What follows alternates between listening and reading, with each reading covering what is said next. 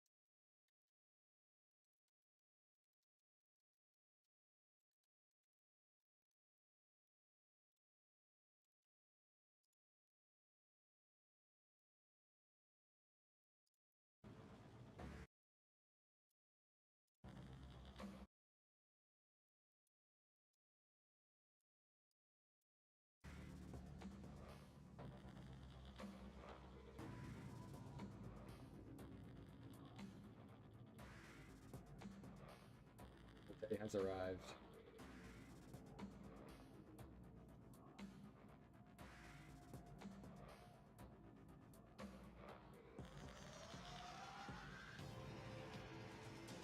How does the audio sound? How does the audio sound? I think it sounds fine. Let me do that real quick.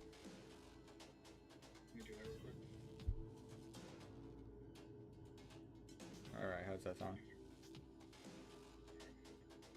Okay, my mic sounds perfect. Let's check YouTube and Twitch. I like to make sure that my streams are in good quality as I do this. Let's hear this. Okay, that sounds good. And let's check Twitch.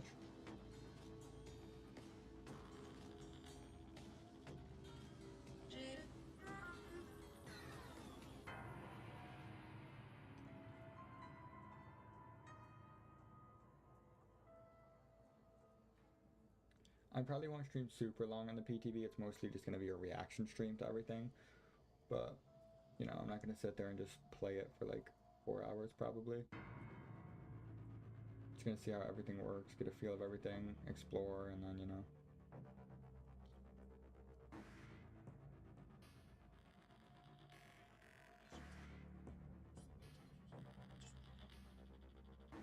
Okay, let's see how I sound on this.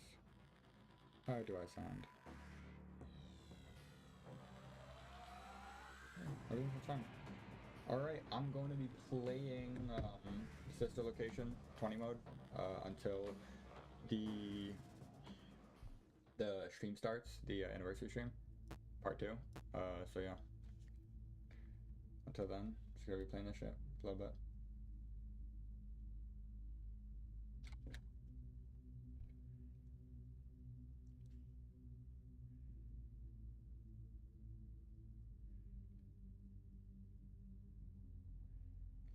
I just want to say,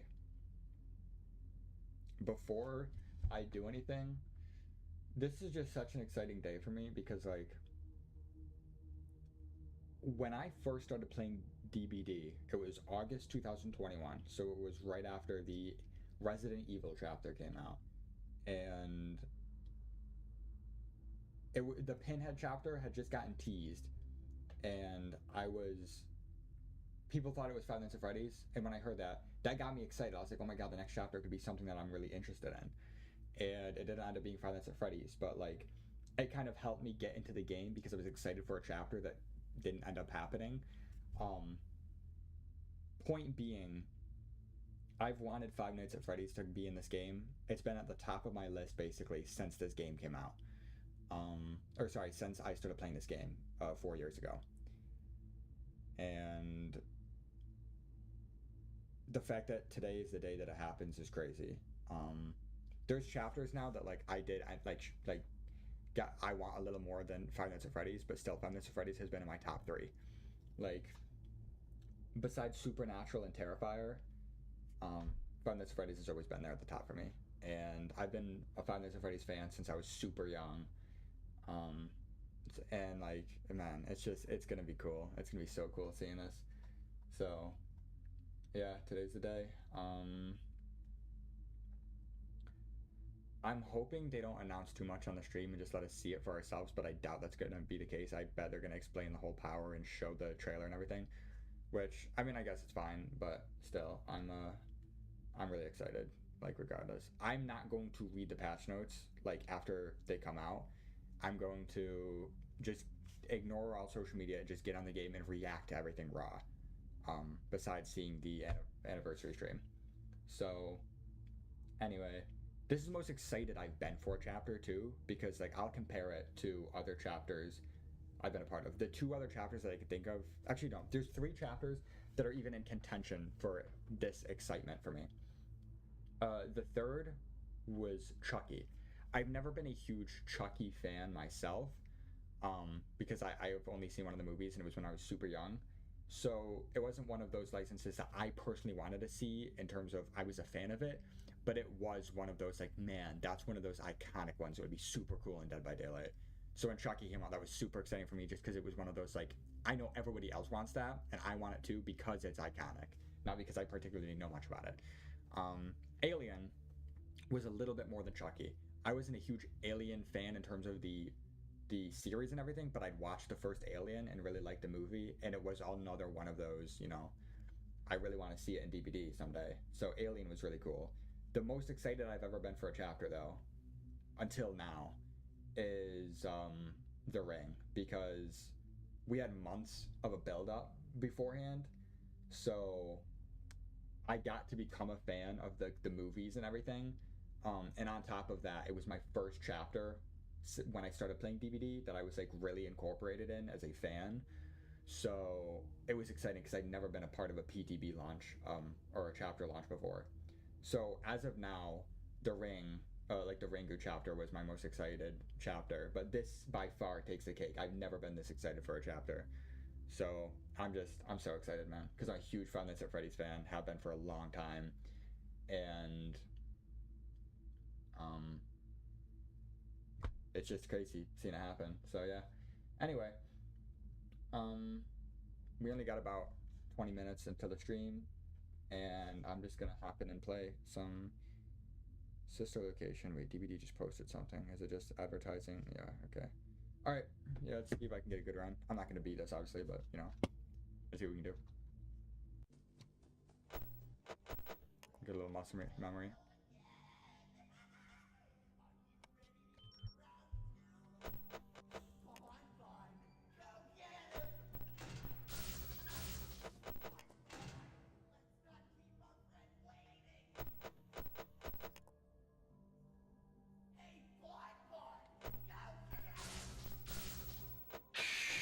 Yeah, that was so late, man. I got overwhelmed with things to do, and I'm not used to it yet. I'm gonna turn my AC up a little bit just to keep me a little cooler, because I don't want my hands to be all sweaty.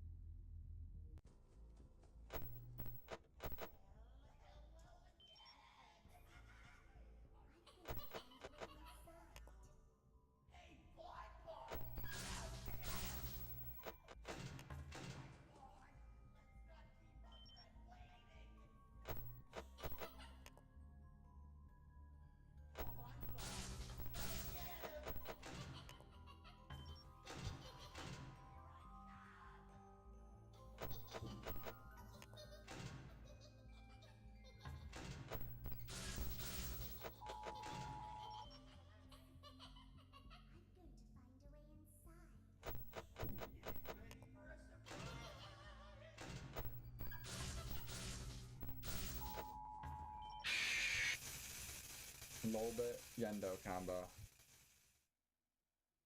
That's gonna be the death of me so much until I figure out a way to be good at countering that. I mean, I just need to work on my general like reaction speed and swiftness with everything.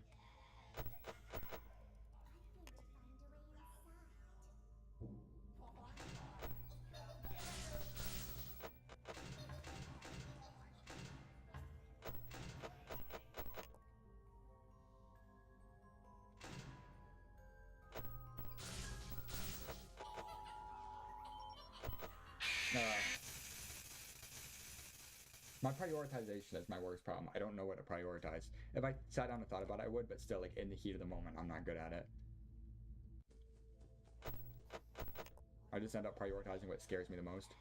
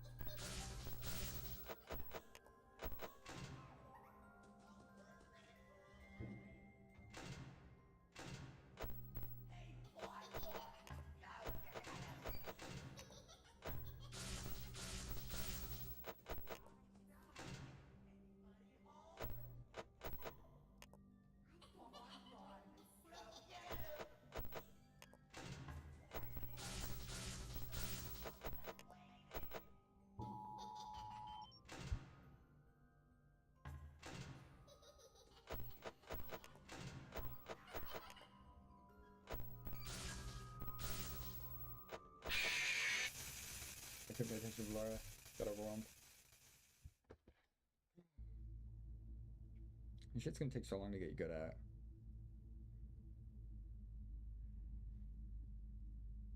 That's such a good clickbait. This streamer made his well, I mean, maybe it wasn't meant to be clickbait, but even if it wasn't, the streamer made his thumbnail just the Dead by Daylight anniversary stream, and I just clicked on that shit, like, thinking it was a thing.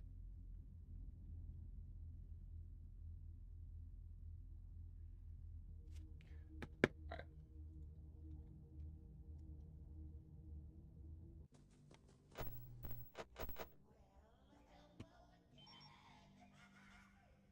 I feel like I gotta play with my keyboard closer to my mouse.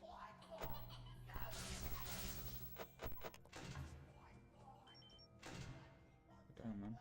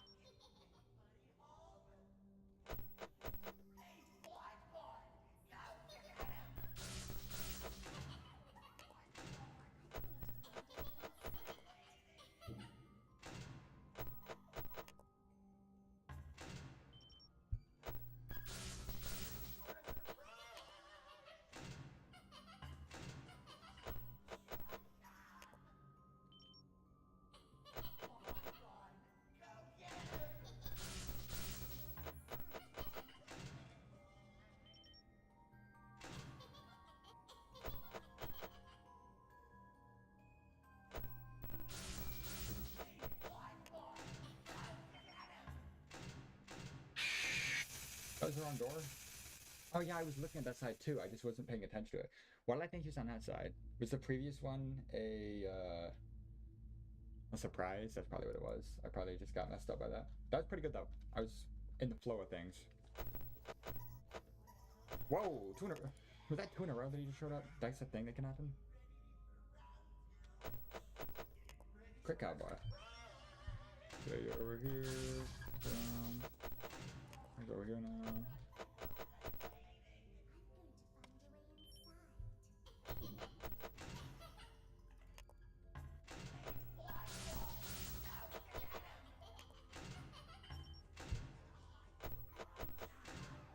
Oh, I didn't even shut that.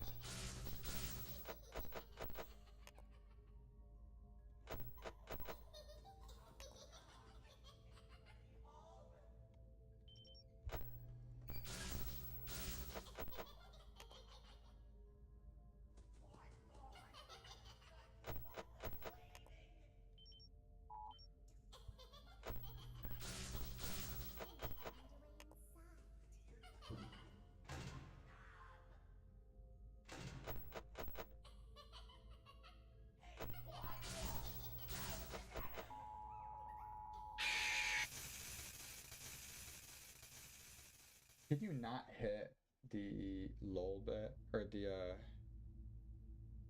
I don't think you can hit the bonnet with lull bit active. Was that at 2 a.m.?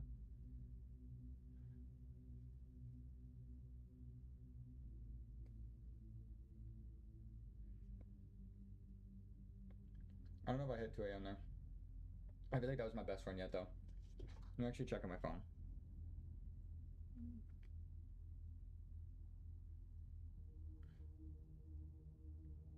Yeah, that was just barely a 2 a.m. run. Nice. Can't be mad at that.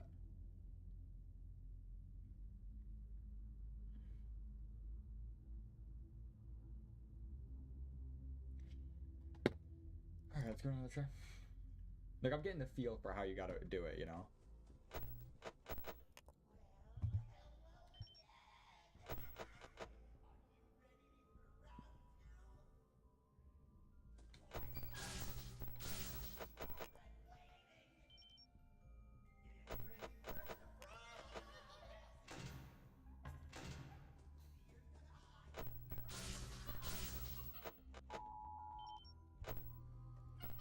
I gotta make a little bit more of a priority.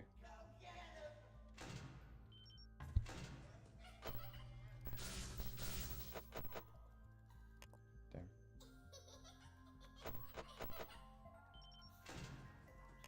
Holy.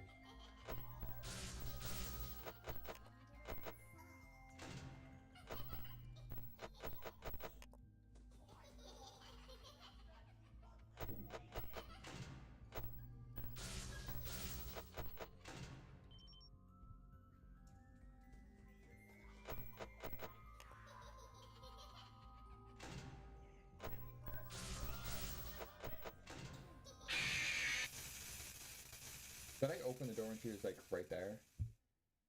I thought I waited for her to go away, but I guess I didn't. I'm definitely getting better at this though.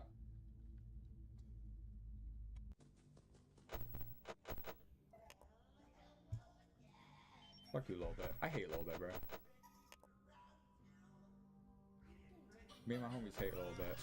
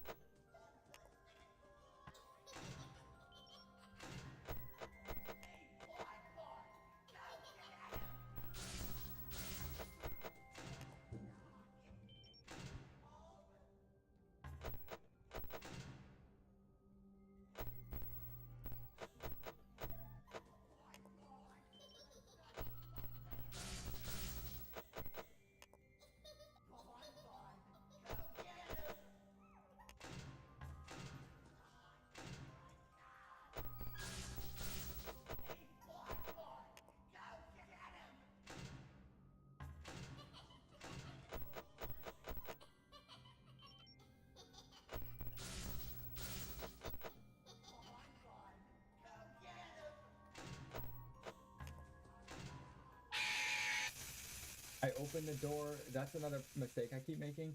Is I'll open the door. Um, I'll open the door like when after Bonnet hits it, or sorry, Bon hits it. Um, regardless of whether Ballora is right there or not, because I'm trying to get like I'm in the habit of opening it as soon as I hear that thud to save power to like be quick with it. And it's hard because you have to go against that instinct that you have to spend most of the time doing, you know?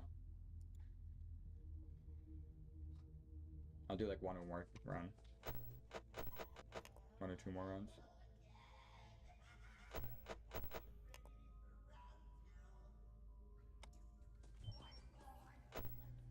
Boom, boom. Right over here.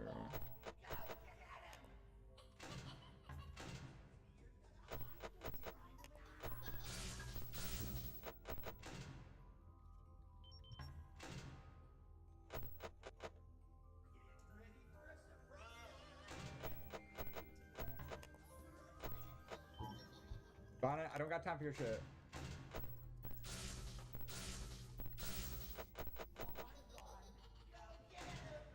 I don't know what side you're on. That was a guess. I should have shot both. Actually, I thought he was on the left side too, but I was just like, you know what? For some reason, I'm feeling like he's on the right side. All right, now I gotta switch all of my.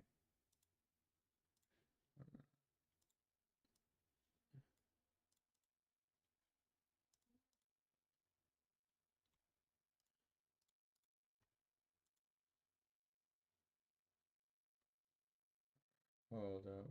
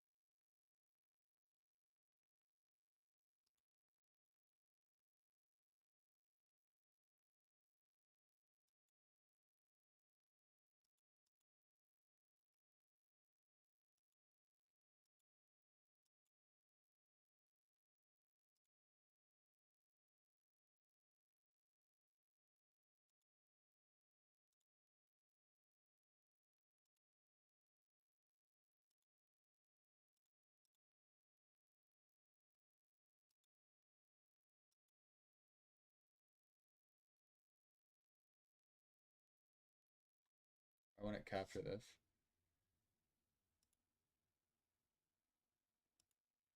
All right, bro. What this?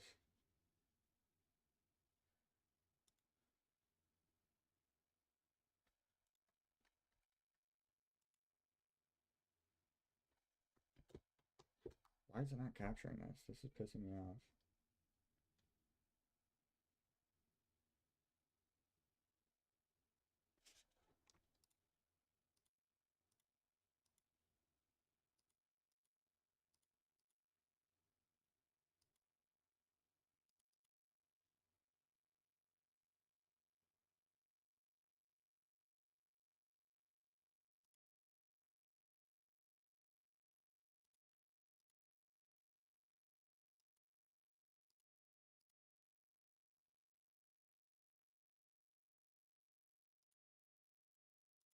I just I'm gonna have to do this.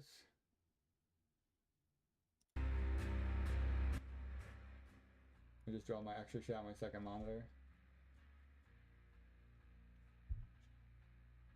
So I gotta display capture this shit. Alright, and let me make sure. Okay, I see it on my Twitch. Now I just gotta do it on my TikTok stream. Let's see.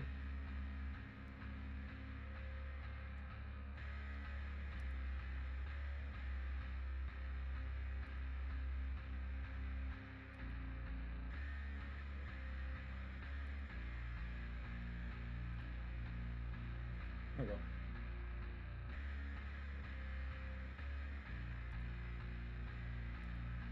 Alright, now I gotta do an audio check on all of these. Well, I think my audio for Twitch and YouTube is the same. But make sure it's up to date real quick. Alright, hold up.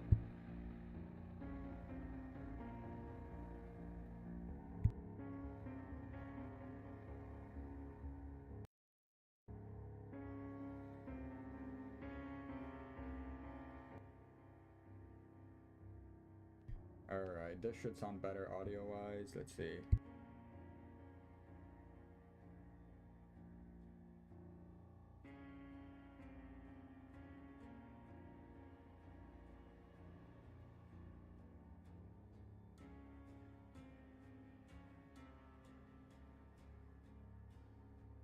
Alright, now I gotta check the TikTok stream, make sure the audio is good. The audio is good. The audio is good. I think it's good. I think it's good. Sure. We're chilling. I don't know. Bro, there's nobody to shout you out to. I swear there's not. There's approximately 3 people watching me right now. I think I was one of them. You donut care? Dude, a donut sounds good. Yo, what's up, Cole Harper in the Twitch chat? Yeah, no, I'm so hyped for the PTB. Alright, bro, shout out you, Ava. Get out of here. It's 11. Can the stream start? Apparently, I have a new set for Why is there a fucking hair flying? Why can't you spell my name right? Why do you forget the S? Apparently, there's a new like setup they have for the streams, so I'm excited. I like the old one, the way they're doing it, but I guess we'll see. It is 11:01. They're officially late, bro. They're officially late.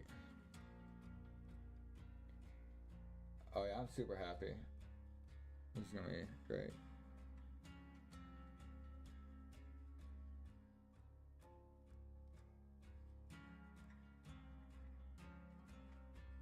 Hurry up. Don't let them be 2 minutes late, bro. This game, long story short, it's 4 survivors versus 1 killer. You can either play as the killers or the survivors. And the survivors in the map, there's a bunch of generators, and they have to do 5 out of 7 of the generators to power an exit gate to escape. The killer is trying to find them, knock them down, hook them, like put them on these hooks, and kill them before they can escape. And every new survivor that they release comes with new like perks and abilities that you can use, and every killer comes with new abilities and stuff. So right now, they're about to reveal the Springtrap, or the Five Nights at Freddy's chapter with the new, killer who's Springtrap and the new map. And so other content stuff that they're adding. Let's go!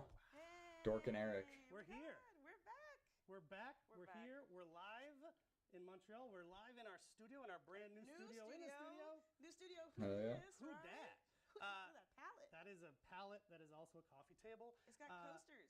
You recognize this, but also not a picture frame. That is actually a video screen. We're not going to make use of it today because we literally just got it installed. Streams in the future. We're going to be having a lot of fun. That's a screen? That doesn't look like a screen. Static picture frames. But really excited for us to have this as a resource here in our own studio in Montreal, so we can do more stuff here, including videos that you do all the time, interviews, whatever. So yes, hello, welcome. There are a lot of you out there. Yeah, I think you should play this game. It's very, well, it depends. If you like casual games, you might not like it much because it ends up leaning on the more competitive side of things. And it's very time consuming to even be considered like half decent at it. It's pretty time consuming game, but if you like it and think it's cool, give it a try. This was pretty fun. So we just wanted to say thank you for that. That was our first big live event in a long time, and y'all showed up. So hopefully that means we can do more. And the only negative of that event, we were not joined by Dork. Yes. Due to visa issues. Yeah. It was really sad to be watching from the sidelines, but the hype in that room was electric. So, like even being at home, just rooting you guys, that was just amazing. So I truly hope that maybe in the future I'll be able to meet you guys in person. But for now, let's get into today's live stream, which we're talking about part 2 of our anniversary live stream with the Dead by Daylight Five Nights at Freddy's official live stream. And today, especially at PAX, you guys got a little taste about what was coming with this chapter, but now we're going to be talking about the map, the new gameplay, and the anniversary event, which is right around the corner. We just gave them an app, and now they're getting the full pizza. Yeah, the new full pizza. So if you are new to Dead by Daylight, which I suspect some of you are, there are a lot of people here. I'm looking at the wrong camera. Hello, camera 2. Wait, how many? If you're new to Dead by Daylight, I just want to quickly explain what's going on today. We're doing our stream, obviously, and generally we try to do these when we have either a release of the full chapter or, as is the case today, a PTB. Play some other games, but mostly DVD on stream right now. Depends on what I'm playing a lot. What it is a test tool for us on the development team. Truly, it's a chance for us to get the build out early find some rough edges, anything that might not be working, and get it up to gear, up to snuff for the full release, which is coming on June 17th. So I just wanted June to set the 17th. stage for you in case you didn't know Confirmed. what PTB is, because we'll mention it a few times. But that is planned to go live as soon as we wrap up the show here today, if we time it perfectly. So stay tuned. Please time it All right. perfectly. So Five Nights at Freddy's is our most requested chapter of all time. You have wanted this for a long time. Yes, we have. FNAF fans have wanted it for a long time. DVD fans have wanted it for a long time. I have wanted it for a long time. Now it's actually I'm cheesing, happening. bro. So let's not delay any longer. We'll show you what's coming in the show today with the run of show. So we're going to kick things off with a segment that you've been waiting for. Oh, the final Twisted Masquerade. Gameplay, playing as Springtrap. And helping us out, we're going to have Jason Guzzo back with us to talk about Springtrap's gameplay, but also the Freddy Fazbear's Pizza map. Yes, and then next I'll be joined on the couch with I'm glad it's the final one because I'm getting a little. I mean, I'm not getting tired of it, but I want something new, you know. Everything's gonna be happening for this last Twisted Upcoming collections. There better be a Five Nights at Freddy's collection or some shit. I don't care. Give me the Five Nights. Hollis, product team, who's gonna be running through Creator program. I don't really care, but people do, so gotta have it on here. That's the thing. Motherfuckers will not care about something, so think it doesn't belong. Like, you can't. Not everything can be catered to you. Like, people will whine that, like, oh, but I don't care, bro. Some people care, so let it happen. And we also have another thing to share with you that is new. Maybe you saw it in your news yesterday in the game. Little spoiler. We're going to be talking about the extremely cool new Dead by Daylight stats tracker that's coming. I'm excited for that. We're going to be able to look at your in-game stats. And the live Q&A. But the Q&As are always bad. Like, they're so ass. Live Q&As always suck because they can't really, I don't know, try to moderate. And they're going to give, like, bitch-ass questions. Wouldn't be a Dead by Daylight live stream without having some Twitch drops. And we're going to have 3 amazing Twitch drops for players to go ahead and redeem on Twitch. So make sure you're looking at the Twitch chat or Those are pretty cool. at the QR code to go ahead and make sure you're linking your behavior account. So I hope they have a reveal trailer that they show before revealing a gameplay. But maybe, Eric, you want to tell us what we're going to get? I do, although I don't know that it matches what's in the image. So we have 3 drops for you, but actually the first drop is a combo. You're going to get blood points as well as a smiling clown badge. Sorry, I don't. What I have written down versus what's in that image are not the same thing. So we're going to learn. I love how DVD just. They're like they're like right in the middle of being a high quality studio to just dish it. Like it cracks me up because it's like, bruh, anniversary shave and shit's already going ass. Pin the tail on the Maurice charm for anyone who accumulates 6 They got the wrong graphic pulled up, bro. Oh, Maurice, how I miss thee. I miss him. I have to do my little head pats at the map. I know. I hope he returns to us soon.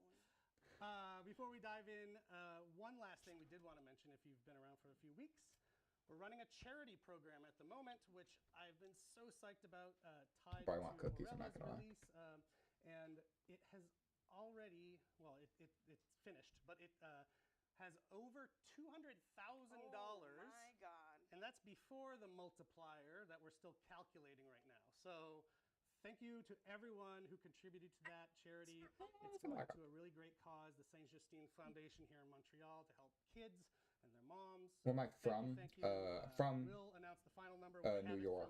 I live in Florida, though. But it is well over $200,000, so crazy. That's a lot of money. Okay, without further ado, let's talk about Five Nights at Freddy's, playing a Springtrap, and bring out our dear friend Jay Guzzo, the killer's designer.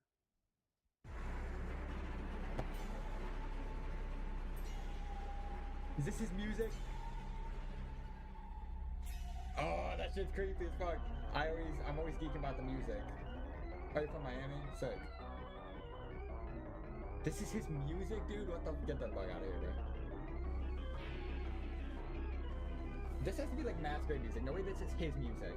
Because this is so weird. This is not even close to what I expected. I'm not mad at it. But like, what the hell? I mean, I think they got the vibe right of just being the most like, just, I don't know. Sunny Florida? Yeah. Florida is too hot. My room is always hot as shit. I got a blackout curtain, and it just sucks all of the heat. I swear 90% of the heat from the sun is absorbed into my room. I'm not leaving sun for nobody else with this curtain I got. It's horrible.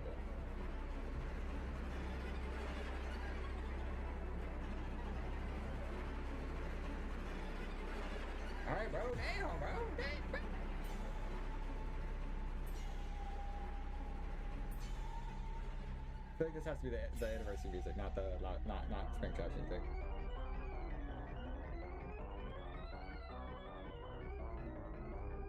Fucking ass music, bro. Here we are. I was waiting for Jay to tell us when we're ready, but we're live. See, we told you it's live. You didn't believe us. Okay, so hi, Jay. Hi. So from the time that we announced that Five Nights at Freddy's was coming to Dead by Daylight, obviously the excitement has been off the charts Oh, yeah. for Five Nights at Freddy's fans, for DBD fans, for myself, maybe you, and you know, people are speculating.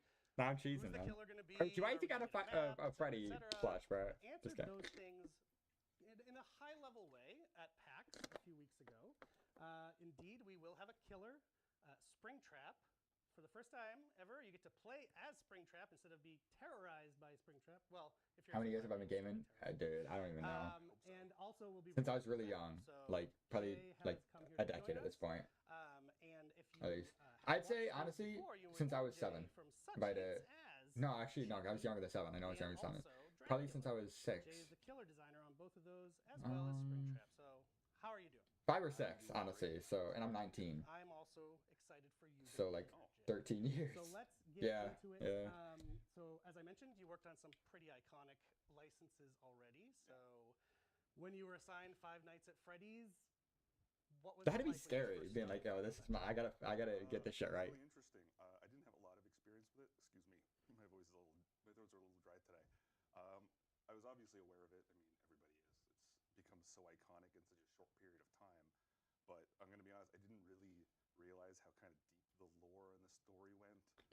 before I started kind of looking into this chapter. So it's been cool, and like the story is way more horrifying than I ever thought it would be. To be honest. True. Oh, yes. I didn't know And shit how about the cute it lore really is, before very recently. horrifying. Do I And stream it actually, this I think time? that's I'm just a streaming very because of the initial anniversary right now. common ground I haven't been DBD streaming much and recently. fans will have deep lore on both games, much more than you'd expect. And once you dig in, it's really cool stuff, and it goes, like you said, goes places. Yeah.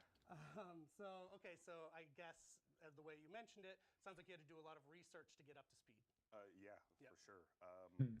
You know, one of my favorite things about doing licenses like this is they give me an excuse, I guess, a reason to become like a real big nerd about one specific Sure. franchise or IP. FNAF is a It's fun always amazing. thing to be a Like, nerd watch about, all I the think. movies and Dracula, we played the games and watched stuff. So this one I did the same thing. I jumped in. My main thing was YouTube and Twitch, watching streams. I watched 60 to 70 hours of content of some of the more popular streamers, I guess we can say, all through all the games, including the VR stuff and things. You know, not just to see the games and how they played, but also Man, I'm players, how they cheesing. react, the I'm community, cheesing. how they react. Are you gonna follow me? Kind Thank you. I of appreciate that a lot, man. getting the inspiration. Thank from you. the experience of FNAF and Five Nights at Freddy's. Excuse me. Yeah. And Yeah. I think that's a really special thing. You didn't just tackle it from a mechanics point of view. You wanted to understand the community. You wanted to understand Yeah. the players, make them feel as welcome. I hope the music designer did that too. No, we're gonna be doing this a lot. It's just quicker to use acronyms. So I think that's a great touch. So any surprises you found along the way as you were doing that? Yeah, I mean, this won't be a surprise to most people, but it was to me.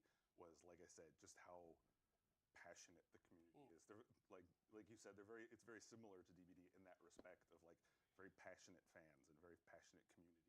People who kind of they watch the trailers and they watch gameplay and they pixel peep. Oh yeah. And they kind of Pixel start stringing peep. things together. And I imagine there's at least a few Five Nights fans with like. Yeah, I'd like to grow, but it's also a pretty difficult commitment. Yes. You know, like Which Jay, you're kind of famous for. I lose motivation really easily. Meme-worthy art. and so we'll have some more. Sometimes But yeah, they're I probably just kind of pulling don't stream apart as consistently our as I outfits should, we so speak, it's hard. I'd like to, physically. but you know, I it's just wanted difficult. people to see my cool new mint-colored shoes. That's I all. just wanted people to see. I don't know if I can show it. My daughter bought me Freddy Fazbear Aw. socks for So Christmas. Freddy on the feet. Likewise, awesome. my son gave me his Freddy plush for good luck today. So we are loving it over here. So before we jump into the gameplay, why don't you tell us about how you started to approach the design of Springtrap? Yeah, it was a really interesting one because obviously, if you know both games, gameplay-wise, they're pretty diametrically opposed Five Nights at Freddy's is really about sitting still. You manage resources, particularly the battery, and try not to get killed. Whereas DBD is all about moving around, doing the gens. If you sit still, you're gonna get yourself Not a killed. good It's not a strategy. great idea. So it really became about kind of nailing down what the quintessential Five Nights at Freddy's experience is. Things like the security office, the battery power, all those amazing jump scares, Yes. and just I kind don't even have a streaming schedule. As I said, I'm so inconsistent with streaming. But Perfect. So with that Yeah. transition, let's get into Springtrap specifically and his gameplay. Yeah. So one of the goals for Springtrap was to figure out how to lean into those jump scares, which are kind of the thing about the Five Nights at Freddy's games, right? Without making him just a straight up stealth killer, which was something we wanted to avoid. So I had this idea of doing something that we'd never really tried before, where we focus Springtrap kind of as a grab-based killer. Whoa. Because we have grabs in DBD. Oh my god, he looks so good. Jump scares into themselves it's right there. So we just kind of Man, he looks so good. and gave him more of those opportunities. There he is right there on screen. by There the he way. is, yeah. I think we even have The another first one face we- shot, a like little clear bit of a face shot we grab. got of him. Yeah. Yes. And we gave him a pretty unique projectile, which is really cool. So Springtrap has. I'm not looking for any graphic design to I know the pay community for, have been but I talking about appreciate it. the offer. So Thank his you. large pizza knife as his main weapon, and Wait, I want to see gave him this. a pretty unique. Finally announced. I know the community have been talking about it. So he has a large pizza knife as his main weapon, and a heavy fire axe as his power. Ooh, the fire axe. So let's talk about the axe. How do you use the axe? How's it different from projectiles that other characters in Dead by Daylight use? Yeah, so The projectile axe is real. It's not going to play like any other projectile killer that you've tried before. We wanted to do something a little bit interesting with it. So if you throw the axe and it hits something in the environment, whether it's a missed shot or it's deliberate, it creates an AoE that lasts about 15 seconds. And if a survivor walks through it, you get killer instinct on them for a short period of time. If you hit a survivor with it, kind of gets lodged in their back while you're chasing. Kind of have an axe lodged in your back. Just No a little big bit. deal. So they can remove it manually, or they can do it quicker in co-op with another survivor. The axe is real. The Because throwable you axe is real. save it yourself. If you get in close, you can skip kind of the steps of downing the survivor and picking them up. You get in close to a survivor that has the axe embedded in them. You click the button, you grab the axe and the survivor at the same time. You get a cool little jump scare, and then you're carrying them on your shoulder. A couple of little notes.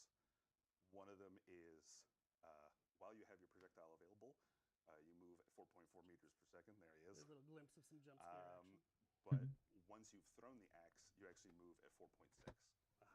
It's something that we've never really done base kit for a killer. It makes for some really interesting tactical choices, meaning that you have to recall the axe manually. It never comes back to you automatically unless you throw it out of the Out here playing fucking Junker Queen, bro. But yeah, as long as it's in the environment or in a survivor or whatever it is, you have to manually recall it. So it lightens his load a little bit, makes him a bit faster. Exactly. Perfect. So that brings us to another Interesting. part of his gameplay, and I think super iconic to Five Nights at Freddy's, the security office. So let's get into that. Yeah. So it was really important for us to give the killer and the survivor a really kind of interesting shared experience in that space, which allowed us to also lean into the jump scares. And some of the ways we came up with was to introduce a security office, which is part of any trial that Springtrap is the killer. It's part of his power, but it acts as kind of a transitionary space. So we have 7 doors that appear randomly around the map at chest spawns, and these can be used by survivors or killers to teleport around the map. To be a door. What? There it is. And survivors can also use them for surveillance. So as a survivor, you interact with the door. It brings up the camera view. You'll get the kind of iconic map view in the bottom right of all the different cameras. On the bottom left, That's so cool. battery power, which we'll talk about in a second. You can see what's going on in the other doors. You can switch between doors. If you see something that, if it looks safe on the other end, you press the button. Your character goes into the security office, and then it's kind of like a hands-off, almost like a theme park experience where you see this first-person view going through the office, which is really cool. And one This thing you sounds mentioned, so again, weird. Just in case we have new folks Like, this playing, sounds like the weirdest power I've regardless ever of what heard of, map bro. you're playing on, this functionality Exactly. And as a survivor, if you happen to see Springtrap through a camera, if you train your camera on him for a few seconds, he'll be revealed for a little bit for the whole survivor Nice. team.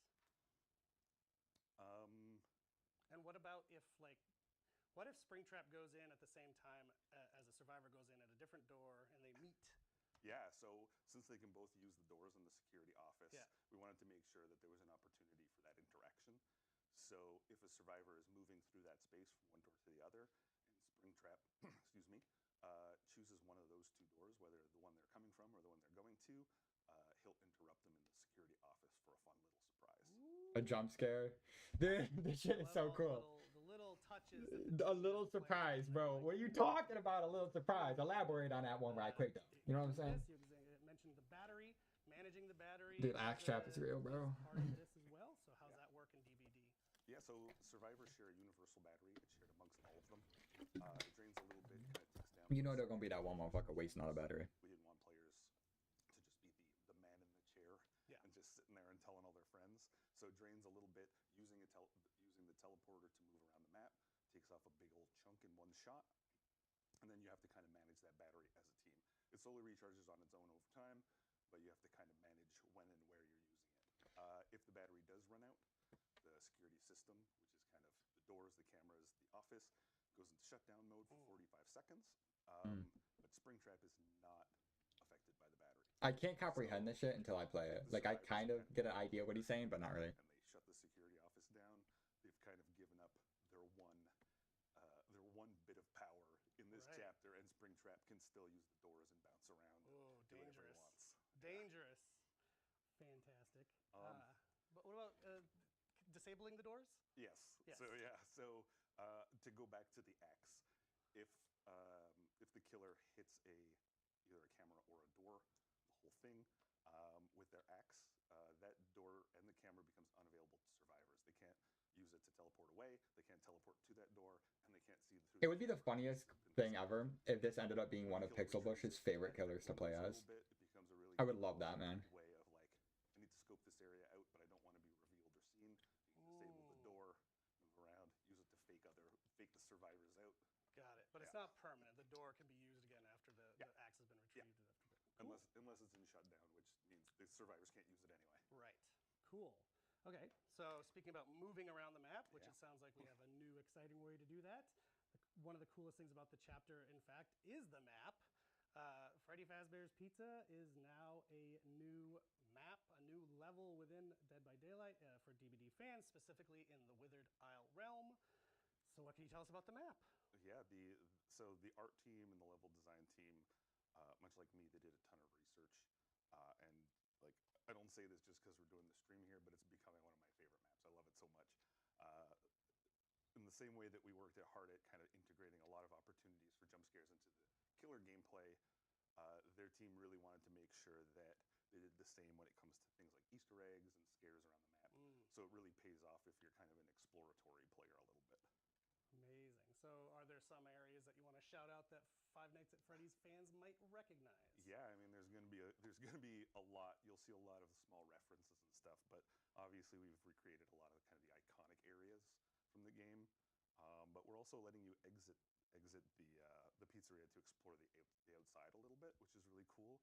And we wanted to kind of add a little bit more space to allow for more dynamic chases and whatnot. Yeah. But for the rooms, we've got the lobby, we've got the dining hall, of course, with the full animatronic band on stage. It's very cool. And we have the arcade, which is, it's all very kind of creepily decorated like a birthday party. And, we have areas like the kitchen and even the mechanical room, which is cool. And we can yeah, see a there you little go, glimpse yeah. right there, too. Yeah, so altogether, this should kind of feel like I guess a formerly working Yes. pizzeria. And, of course, since it's Dead by Daylight, the entity's weird pustules and deformations are everywhere to remind you exactly of where you still are. And You're where making a stuck. judgment call on those pustules there, Jay. But if you're a Five Nights at Freddy's fan, I think you're really going to love the map. They've done a lot of really cool work. Yeah, it's super fun. And it looks really good, too. The art team did knock it out of the park. But also with Springtrap wandering around, it's like a terror. And I think for Five Nights at Freddy's fans, like, whoop, you're going to be in familiar territory. Yeah. There. So one other nice thing that we did mention on the PAX broadcast, but I do want to mention it again, we're going to have a separate queue for this map specifically, which means you want to go to the game and you just want to check out the map. Normally, in the past, you'd be in the general rotation of maps and all that. Now you can go straight in just to the pizzeria without having to hope that you get there. So it's going to be its own queue when you join the game. Yeah, and that's a feature that's going forward with any chapter with a new map. They'll have a unique queue for that new map, which is really cool. Perfect. Okay, how about some last tips Yep. for survivors and for killer players? Yeah, so for the killer, as Springtrap, get used to the arc of the projectile. As I said, it's super unique compared to other projectile killers. We've done something that really allows you to kind of pull off some pretty gnarly trick shots. We've seen some really interesting ones on our internal playtest. It's been super fun. So test that out, get used to it, and take advantage of the jump scares. Oh, yeah. Especially if you're playing with your friends, hearing them shout in your ear is always a great time. Yes. But for survivors, take advantage of the cameras and the doors. It may seem a little unsafe because you can be interrupted or whatever, but they're really valuable tools. If you get used to them and you use it to reveal the killer and kind of scoping out the area, you'll get more of an advantage out of them than I think you realize at first. But yeah. Well, Jay, thank you so much, as always, for joining us on the couch with your We didn't get a wonderful trailer, work but, and the fun stuff that you've planted in there.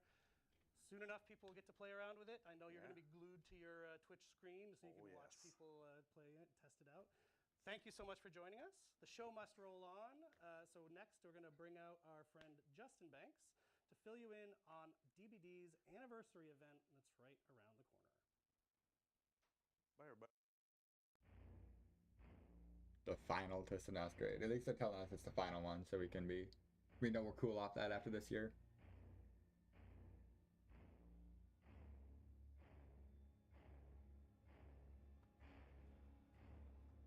What if the masks are like Five Nights at Freddy's mask, bro? Nah, they ain't doing that. They're just finishing off the killers real quick.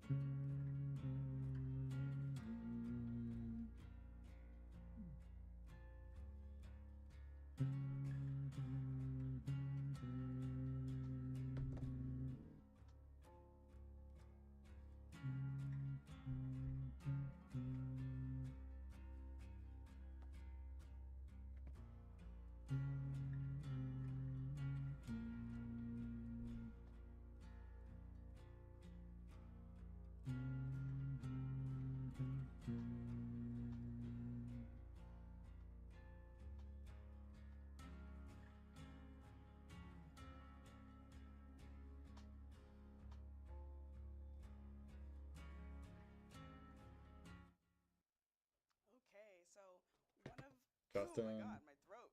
I died.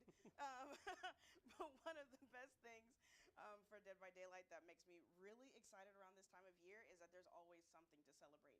And this year is no different. Because not only are we welcoming in Five Nights at Freddy's to the Fog, but also our anniversary event is right around the corner. So, what better way to party and welcome back the anniversary event and get ourselves nice and warm by the fire than with Justin Banks? Thank you, Dork. I'm really happy to be back with all you guys out there. It's another masquerade, another year where they dust me off, take me out of the locker, and get ready to talk to you guys about what is happening for this year's masquerade. Yeah, and I'm super excited to hear how we're going to be partying it up in this year's anniversary event. Yeah, so there's lots of stuff going on, and it's a special one because, as I think you saw by the title just before, after 4 years, this is going to be our final masquerade. We have lots of laughs, lots of fun, and the response to all of the gameplay, the cosmetics, the aesthetics have all been incredible since we got this party started. So our final masquerade event is actually going to start in about a month and run from June 25th to July 16th. While we're sad to see it go, I mean, it was a really, really fun theme that we worked on internally. We've had a gas working on it every single year, but we're going to close out with one last big hurrah before moving on to something completely brand new for our 10th anniversary next year. So I don't want to hype, I don't want to tease, but come back a year from now and we're going to have something really special. I'm excited. I'm really excited to see what we come up with. Yeah. But also when in terms of You know! when we're talking about the return Maybe we should add of some. Twisted Masquerade, is it true that the team decided to work on fine-tuning what we've currently got instead of adding new things to the whole shebang? Yeah, exactly. So there's a few things that we're doing to really focus on the quality of life of the game overall. So you've seen all of you guys out there, I don't even know which camera I'm looking at, that one. All of you guys out there, you've all seen how we're pushing for quality of life. We want to make sure that it's a game that, it's the game you guys deserve. You've stuck with us for such a long time. We're fixing long-standing bugs. We're adding features to just improve your overall experience. And we want that to translate to how we deal with events as well. So we've made the decision to focus a lot of our resources on that quality of life and less so on adding to new gameplay features for this final Twisted Masquerade event. Okay, so in terms of that then, what can players expect to see returning to the fog with this Twisted Masquerade?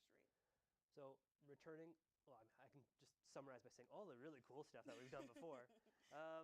Again, it's fun to work on this stuff year after year. So what we have coming back are the invitation powers that are super fun that you can collect as survivor or killer, and you'll have different powers to use their charges for as the match goes on. We are bringing back the bag of tricks that we introduced last year, which creates a random effect on the match, that happens based on the progression. I really like the Twisted Masquerade, honestly, though. I'm not super mad at it because I love it. Stages are at to really keep things dynamic, keep it moving.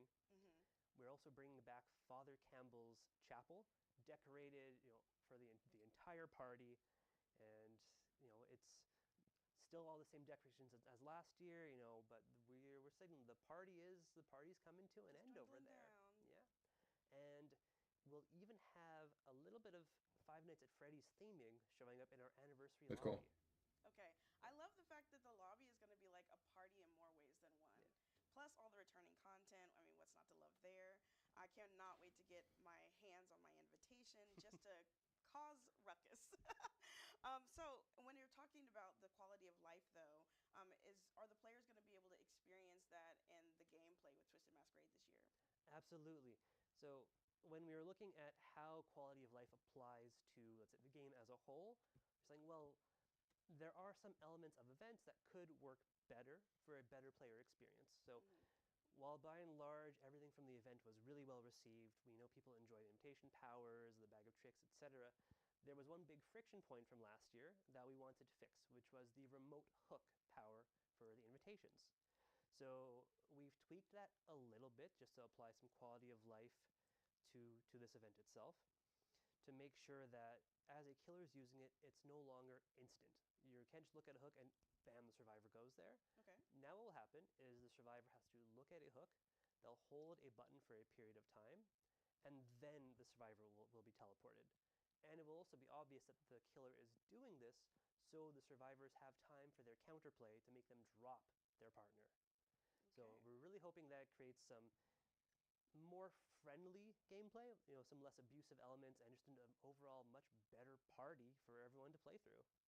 It's going to be great. I'm really excited for that, I yeah. wonder how many people in the addition DVD to team that, have autism. Last year we pulled back the curtain on our host of the anniversary that we've shown around in quite a few assets. We showed off last year in a lot of ways. Our darling Trix. So since this is the last masquerade, her presence is going to be a little less felt, so you won't hear her or see her as often.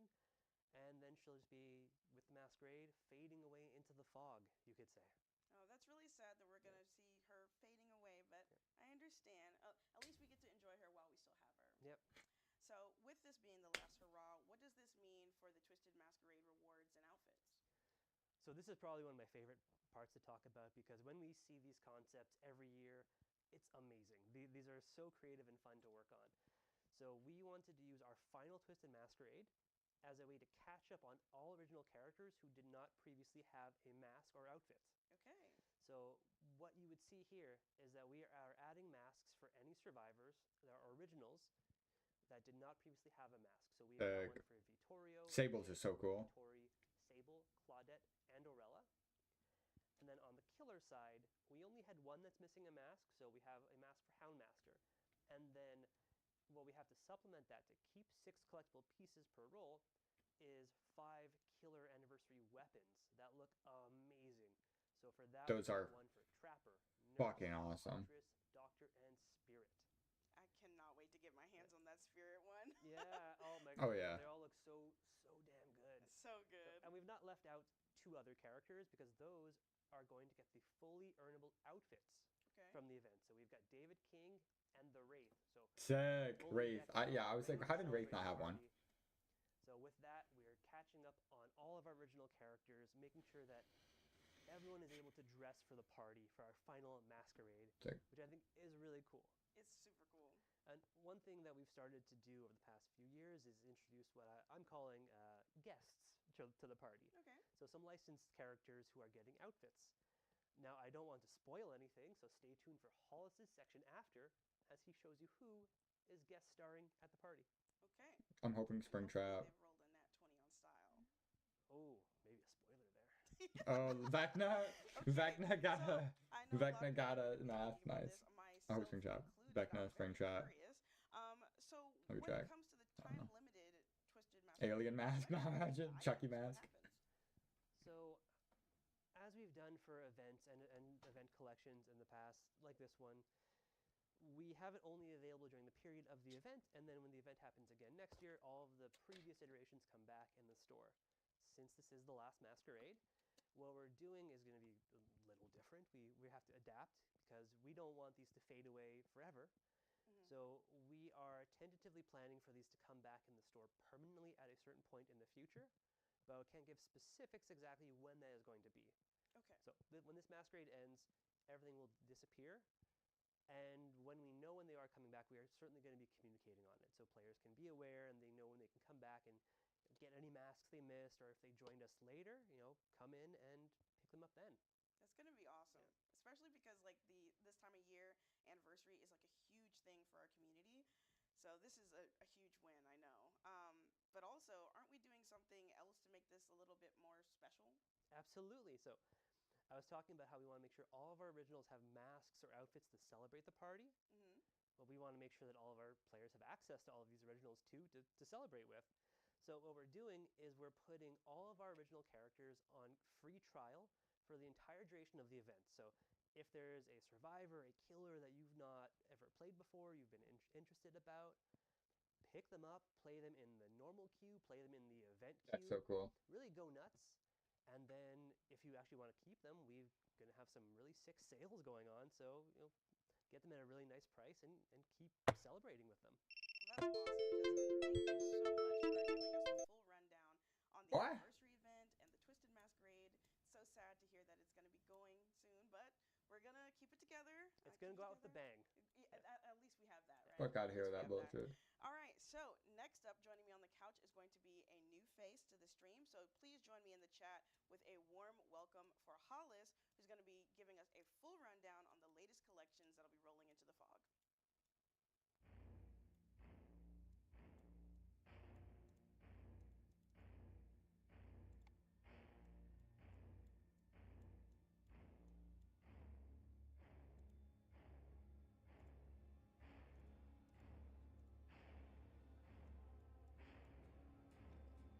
Alright, I'll be right back.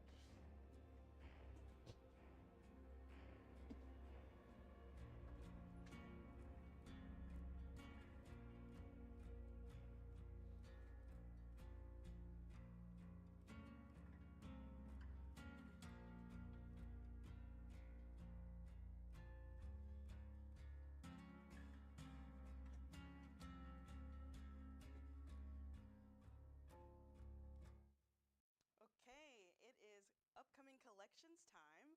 And you know I love talking about collections. And here with me to talk about them is a new phase, our senior live specialist, operations specialist, Hollis, to give us the full rundown on everything that's going to be coming to the Dead by Daylight in-game store in the next couple of months. So welcome to the stream. Thank you. So Hollis, how about you go ahead and give us a rundown about your role real quick? Yeah, so my day-to-day consists mostly of scheduling and setting things up for the in-game store. So stuff you would see like the collection banners, featured outfits, the bundles, weekly gifts, sales, stuff like that. I've also worked on a few of the collections you guys may have seen in the store. So Autumn Fashion, Chrysalis, Noir, Horrors from the Deep, and the Forgotten Myth collection. And on that note, speaking of content creation, I am sort of moving further in that direction as I'll be the person heading up charms and player cards going forward. Okay. Speaking of player cards, that was actually one thing we missed to talk about in our last segment. I was just sitting down with Justin, where we're going to have badges and banners coming in as other things in the event. I'm super excited. Correct. But also, thank you for the Chrysalis collection. Oh my God, I'm a huge Chrysalis fan. But with all of that said, like I said, I just sat down with Justin and they gave us a full rundown about the Twisted Masquerade when it comes to in-game earnables. But what can you tell us about what's going to happen store side? Yeah, so just mentioned we have some really cool exclusive event rewards. We also have some exclusive store rewards for Twisted Masquerade. Okay. This time around, we have some outfits for the Lich Vecna, who's wearing his Masquerade Lich outfit, as well as Bam, That is insanely cool. who is wearing his Masquerade Musician outfit. And man, I wish I could grow a mustache like that. It's magnificent. Oh, it's beautiful. Plus, as always, all the masks and outfits from previous years will also be returning to the store. You'll even be able to find a few select masks in bundles for Killer and Survivor. And for anyone who may have missed Twisted Masquerade last year, we'll also have a bundle with rewards from that. So the Unknown outfit, the player cards, and the charms. And all that will be available in the store on June 25th with the start of the event. Okay. So is there going to be any like fantastic sales happening as well? There might be. So we're going to be doing 30% off almost everything in the store for outfits released before the Five Nights at Freddy's chapter. Okay. On top of that, we'll be doing 25 to 50% off almost all the characters. And as Justin mentioned, if you find a character you like during the free trials, it's a great time to pick them up and add them to your roster. Okay. All right. So, and as obviously, we kind of touched on it. Brace yourself. This is a bit emotional. But after this, the party will be over. It'll be our. I know. Let's keep it together. Tricks, don't leave me. Let's keep it together. But we're gonna be okay because before we close the curtain, we've got other things happening right before, right? That's correct. On June 17th, we have our highly anticipated Five Nights at Freddy's chapter releasing, and along with it, the Five Nights at Freddy's collection. Now, as you know, Dave and Matt already revealed one of the outfits at PAX, but we got a few more to show off today that no one's seen quite yet. Okay. But in case you did miss PAX, first of all, what are you doing? Yeah, what are you doing? Second of all, you would have saw that we revealed our Yellow Rabbit legendary outfit for our new killer, Springtrap. This is an incredible outfit from the Five Nights at Freddy's movie that features the likeness of Matthew Lillard, who played William Afton on screen before the Springlock accident that really turns him into Springtrap. Now, this outfit has original voiceover from Matthew Lillard that was recorded just for Dead by Daylight, as well as some special voiceover and animations in the lobby. Okay, I cannot wait to get my hands on that. But are there going to be other versions of Springtrap coming into the fog as well? There is. We also have a Glitch Trap, a legendary outfit for Springtrap. What? Glitch Trap first appeared in Help Wanted and its sequel, Help Wanted 2, where he played a very crucial role. Are you fucking serious? Yo, I need to drop that out of nowhere. What? As an end bonus, for both legendary outfits, when you unlock them, you'll receive a portrait badge of those characters as well. Glitch Trap. Portrait badge for Glitch Trap, and a Yellow Rabbit portrait with Matthew Lillard's likeness when you buy that as well. We also have two very rare outfits for Springtrap, which are both taken from Five Nights at Freddy's Special Delivery, the mobile AR game, which are Clown Springtrap and Toxic Springtrap. Now, Clown Springtrap is pulled Holy from a shit. game, looking just like fans will remember him. But we put our own twist on Toxic Springtrap to really make him their own. But that's not all.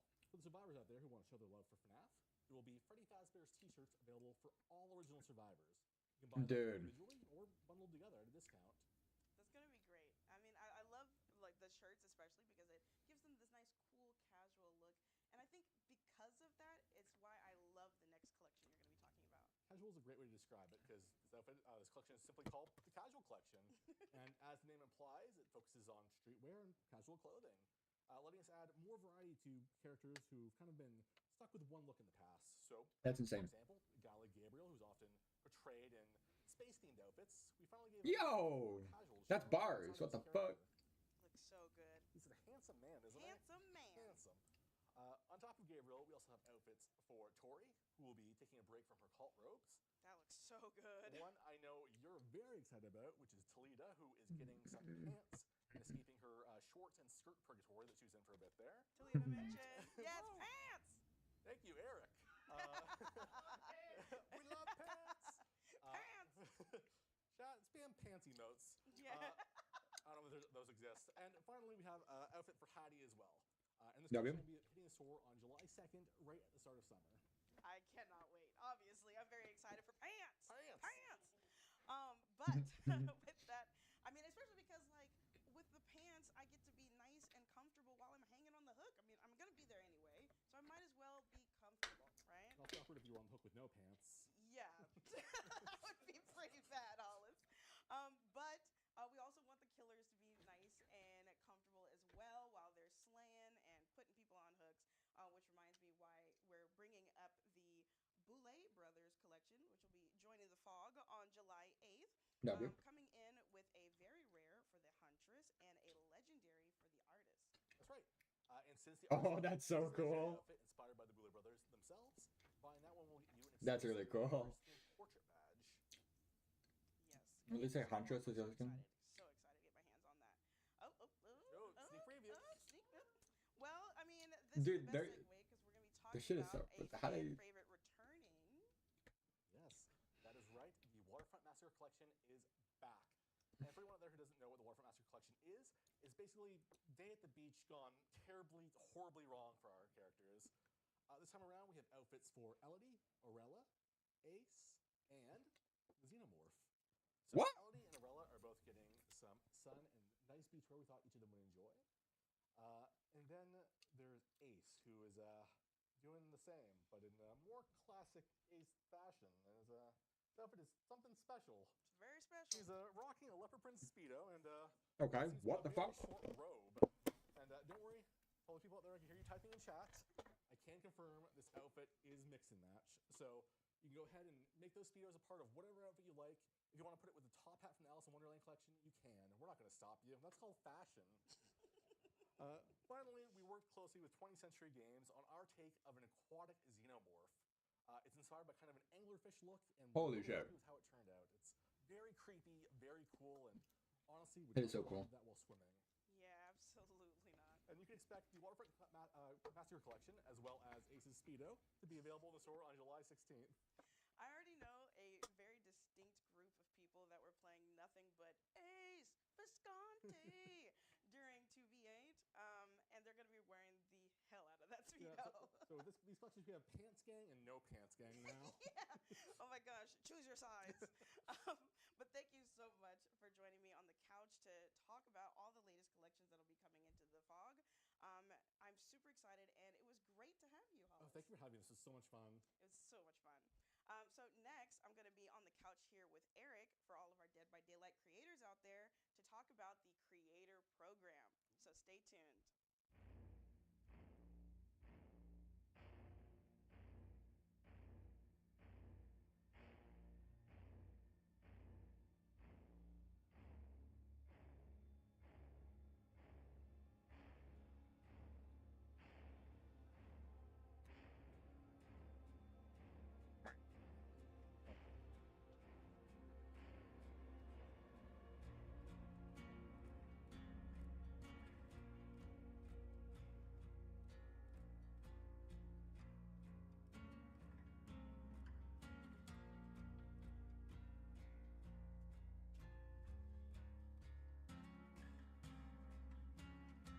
Mad that they didn't. I was just seeing people on Twitter whining.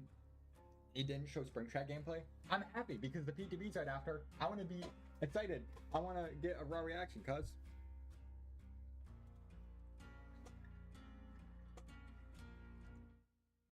We're back. How about them pants? If there was no sound effect, that would be so funny. Yeah. New stream capabilities, the technology is amazing.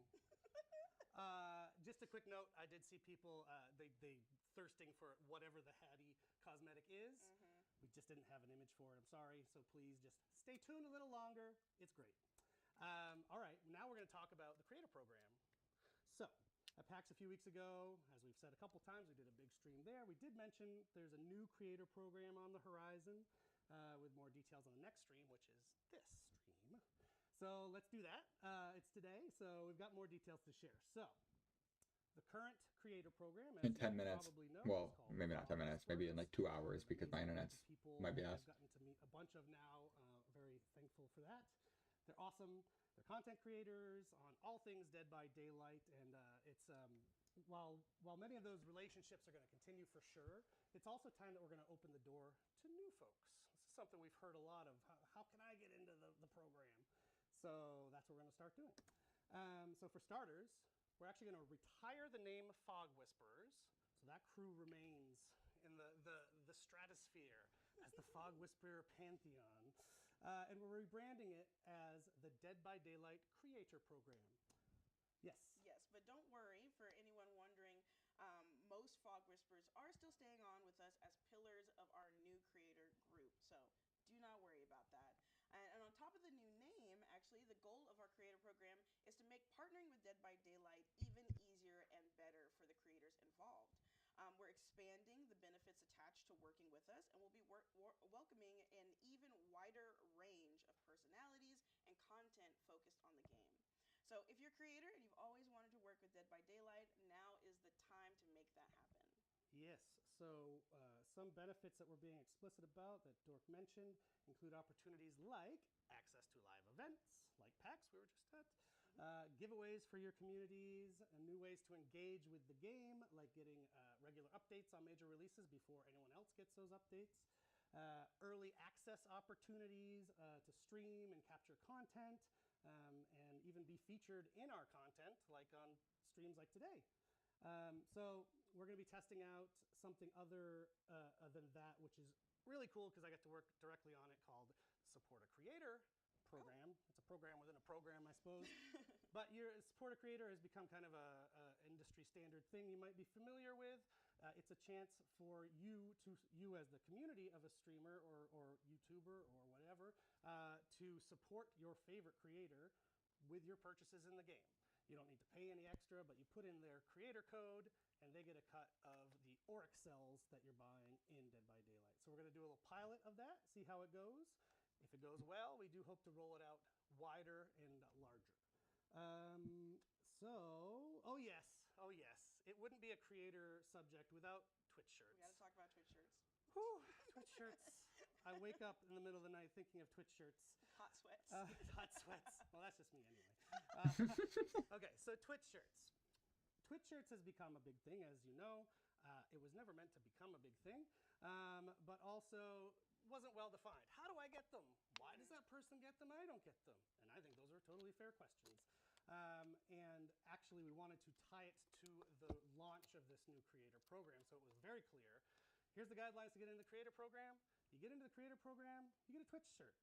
So that's the new way of getting the Twitch shirts. The old throwing them out randomly method has been retired for now, at least.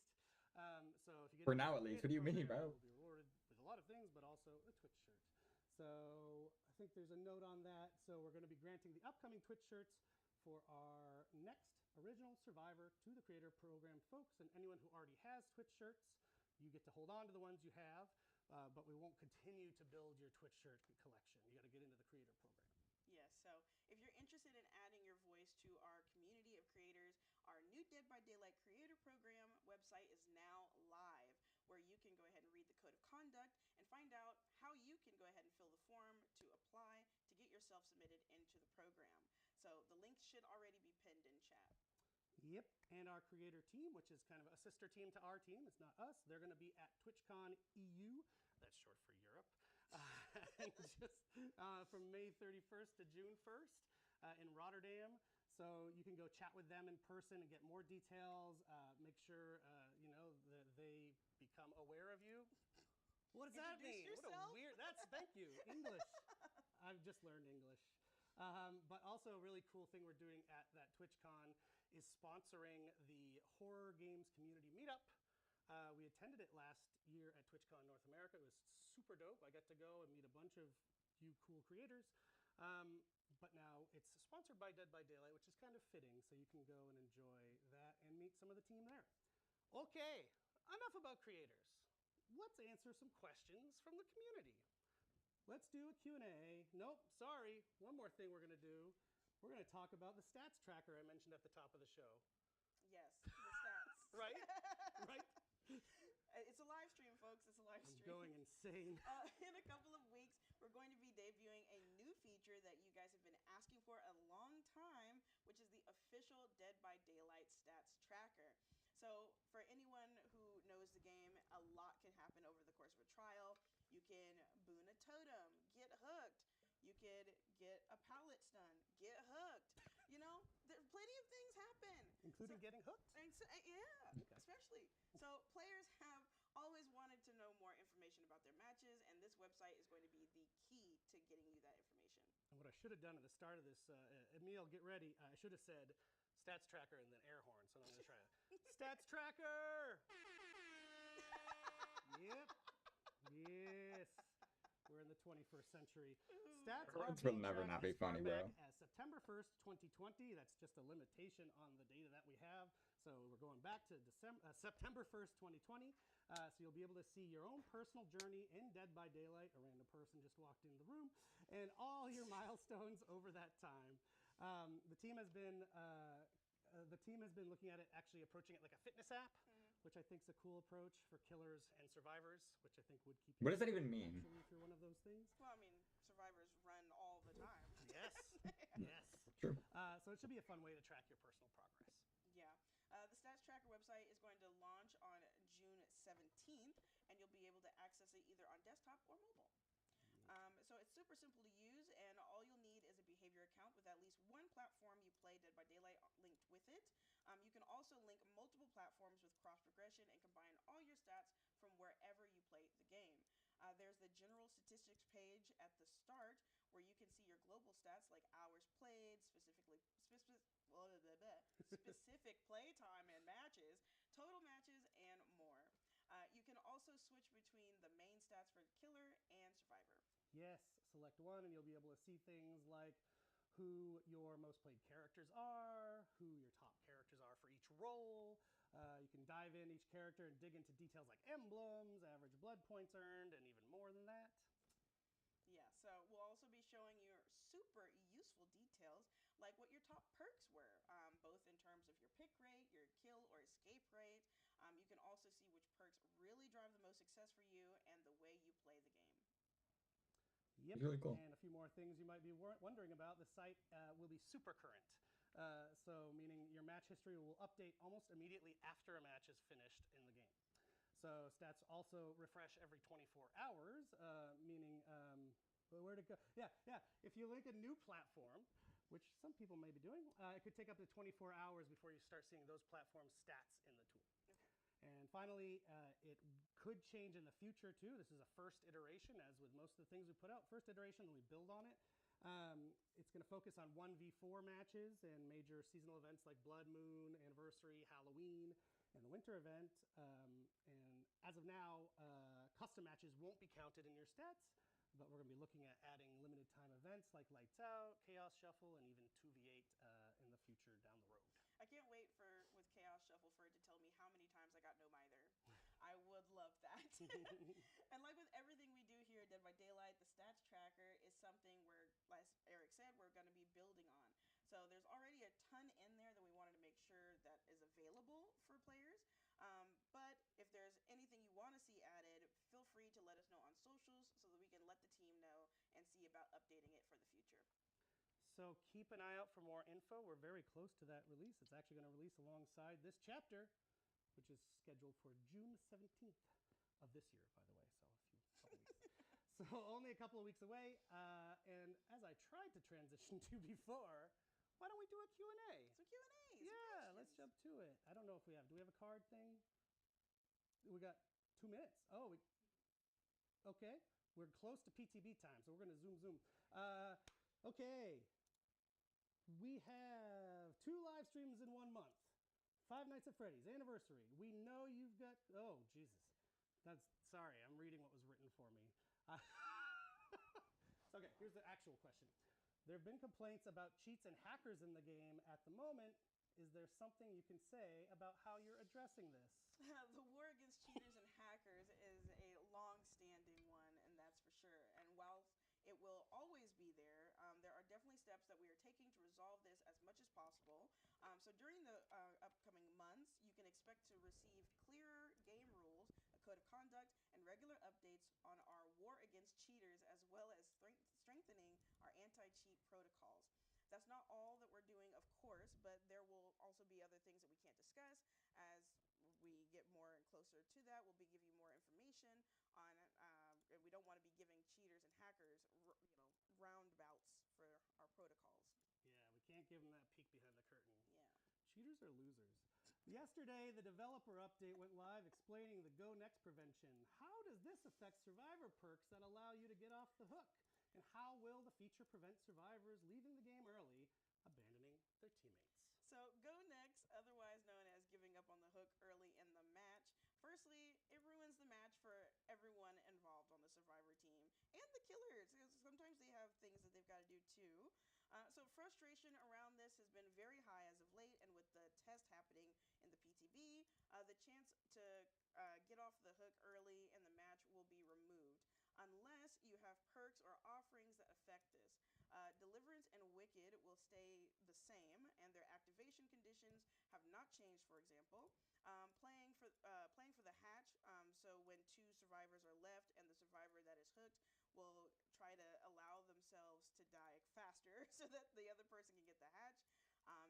That is still going to happen in the game as well. All right. With the bulk spending option, so another awesome quality of life feature coming with this release, will we be allowed to choose what items that we can spend our BP on? So in this iteration, you could actually choose how many levels you'll want to spend your blood points on. So you can't currently choose that very specifically. And it's going to be done automatically, and you will receive a pop-up that shows what was purchased after it's completed, and it's going to be very quick. So we will monitor the feedback on this and see how it performs, and then we'll make some changes moving forward. Oh, this one's for me. What is Eric's favorite animatronic? So people who follow me might remember I put up a picture that my son drew that I thought was Shrek. And then I posted it, and people were like, "That's Springtrap, idiot!" And then everyone speculated Springtrap was coming to the game, which at the time I had zero knowledge of. But because of that, Springtrap for sure is my favorite animatronic, because I lived through some stuff with that.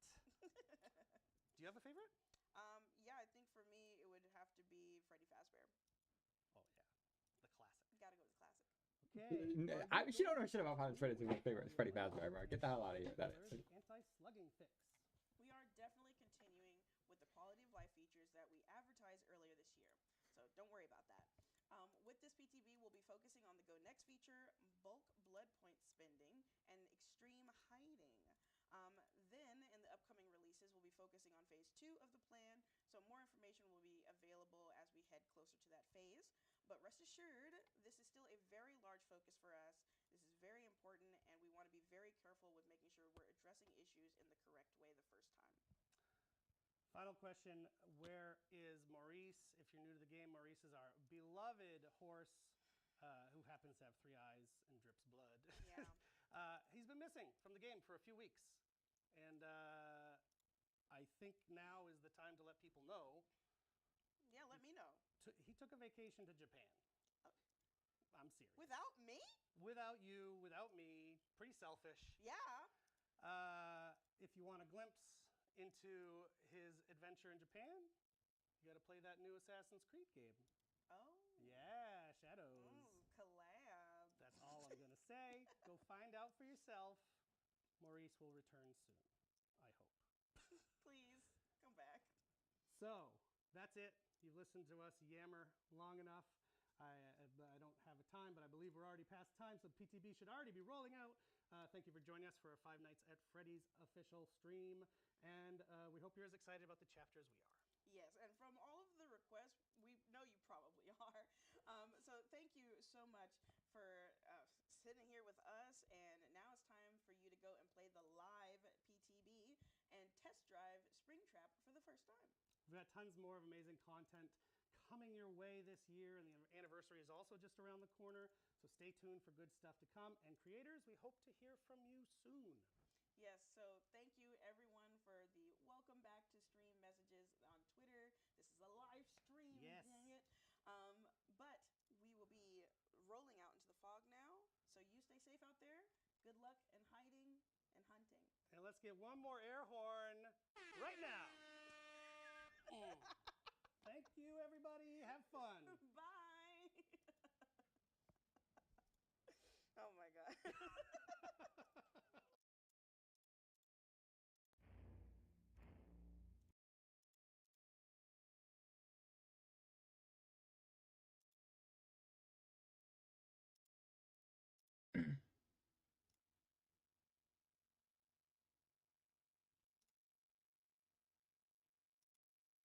Alright.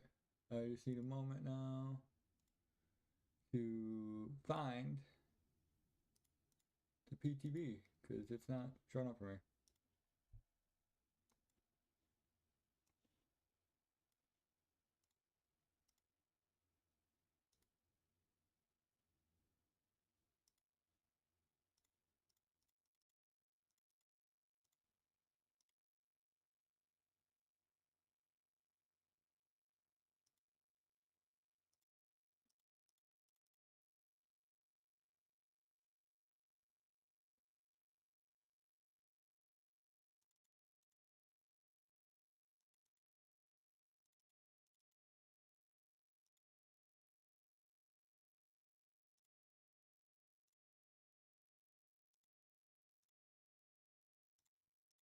Why is it not showing up?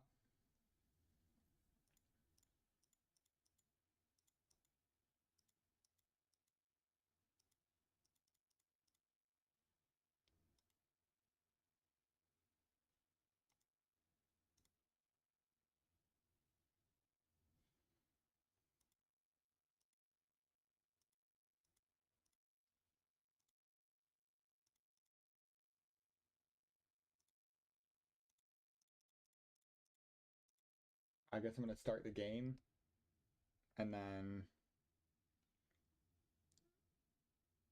close it.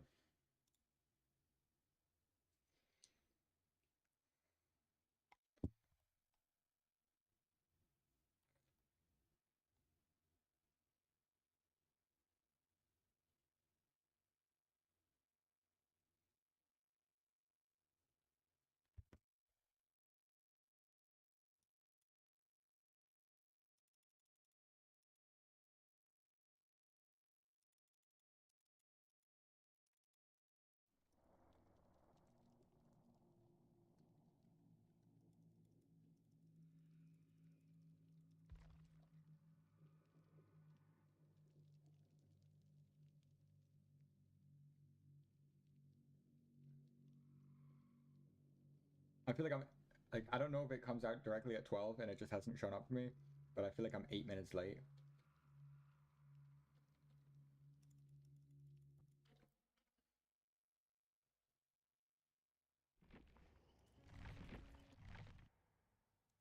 Okay.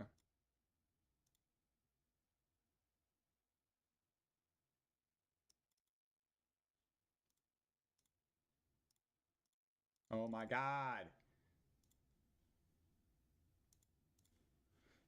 This is annoying the fuck out of me.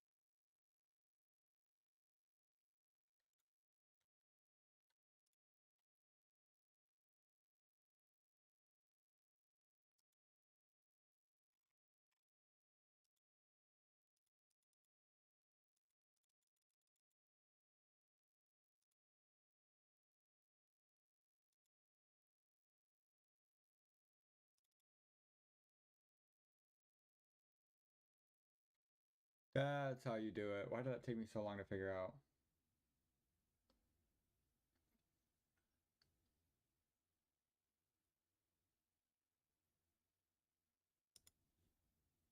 Okay, I swear if it doesn't show up now, somebody's getting killed. Holy shit, there it is. Please don't take forever. I already suffered enough waiting for this shit to download. Okay, it's a 6 gig thing. Estimated 4 minutes. Okay.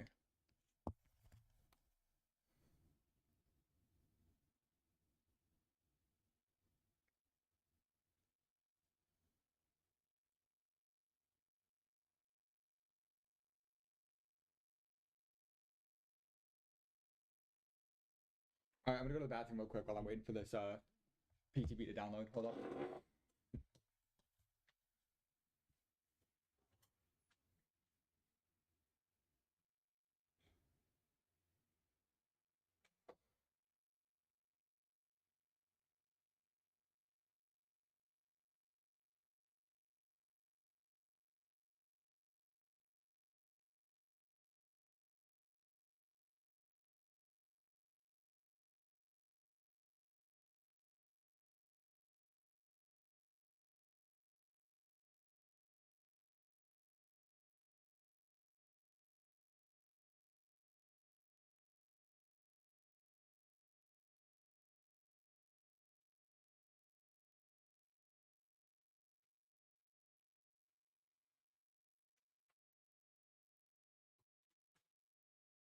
The last PTB took me like over an hour to download. Because my internet was ass. Which is just kind of funny.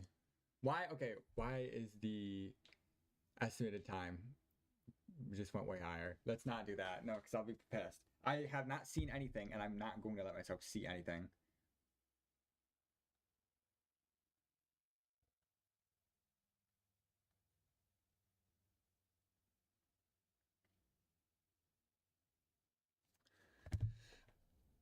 Dude, why did it say it's gonna take long? Don't do that to me. Don't do that.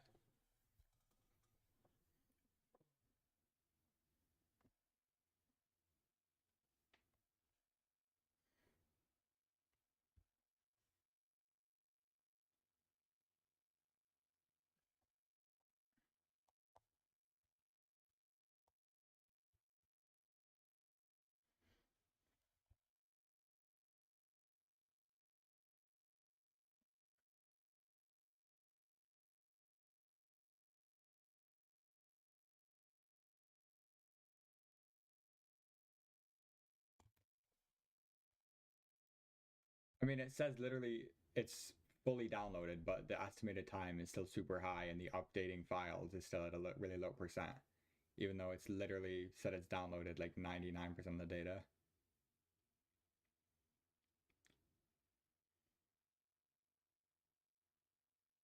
Now it's patching files at like 1% per second, which I mean, good. Okay, I just went from estimated 20 minutes to like less than 2 minutes.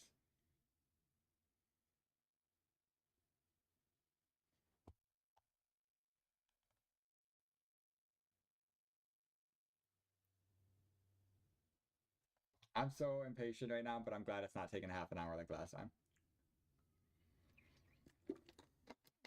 So we have a clue about how the power works, but still, I can't understand it unless I get to visualize it. So I really don't know how this shit's gonna work.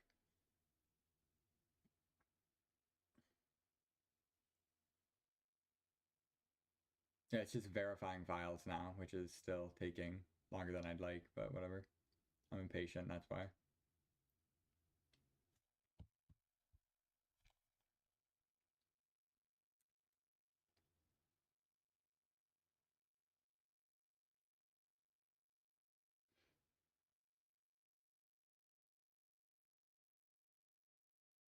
Hurry up, please. 40 seconds, it's saying. 40 seconds. 40 seconds left till I'm playing Springtrap, bro. Like, okay. I'm so hyped.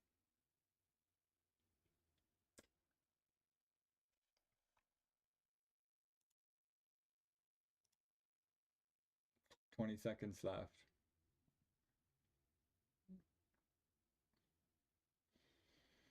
Hmm. 10 seconds.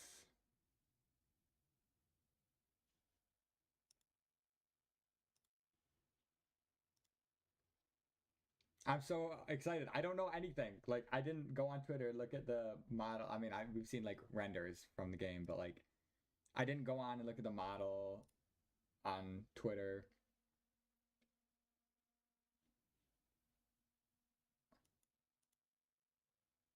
Wait 1 minute.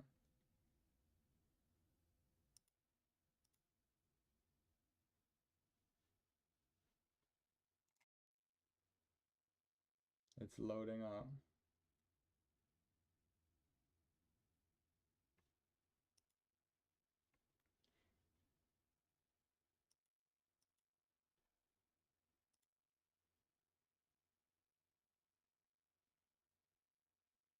Boom. And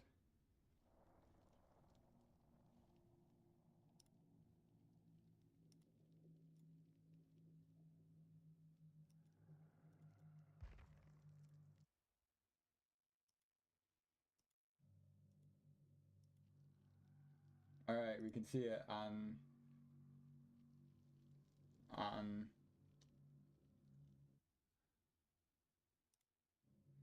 YouTube. Is it on Twitch? I'm not seeing it on Twitch yet.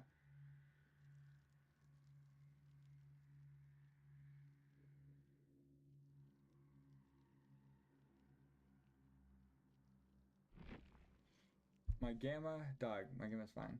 Okay, it's showing. It's showing. We're playing this shit. Five Nights at Freddy's, bro. DVD. New killer. Yeah, don't show me. Don't tell me. Map showcase. Sure. Wait, actually, I want to do it in a custom game. All right. Oh my god. The animatronic always comes back. His personal perks: help wanted, phantom fear, and haywire. Help him compromise generators, make Star scream, and regress exegate switch. Regress exegates? Wait.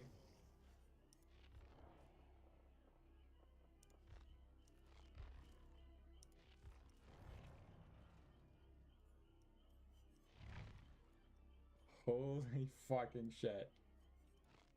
Wait.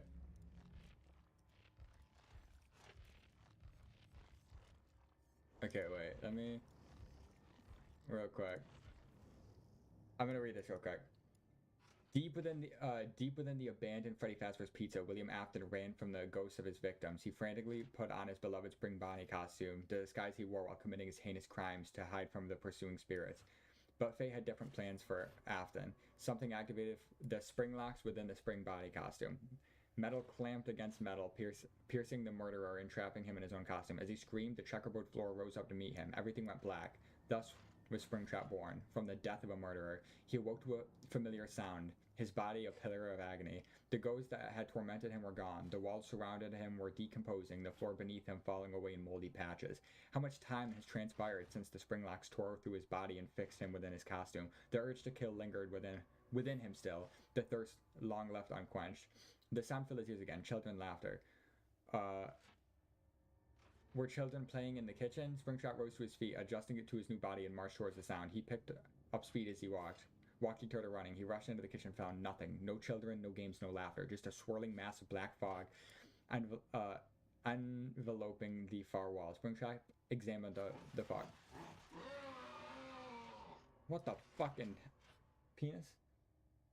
Are we good, bro? Springtrap examined the fog. Curiosity tightened his grip on him as he stared into the darkness. His distended eyes could see shapes emerging with the fog. Who were they? It didn't matter. They were his victims now. Somehow he knew the hunt could go on forever. All he had to do was step into the fog. Should we see the Mori? Or should I do it in game? I'm gonna do it in game. Okay, ready?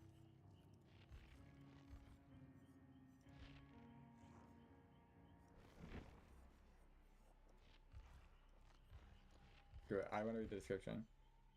He donned the headpiece desperate to hide from the spirits of his past. The eternal mechanism. Pizza knife. The music is so goofy, dog. I can't.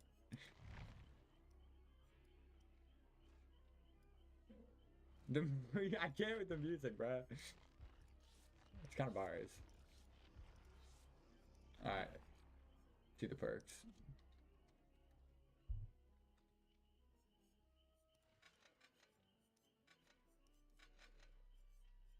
His perk is called Fazbear's, right? Wait, I need the... Where's he offering for his map?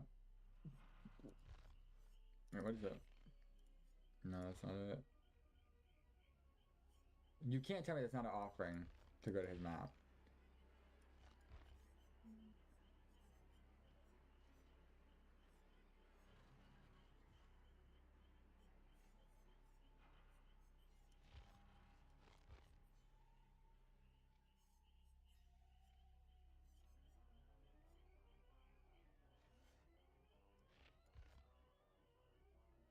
I'm like looking over them.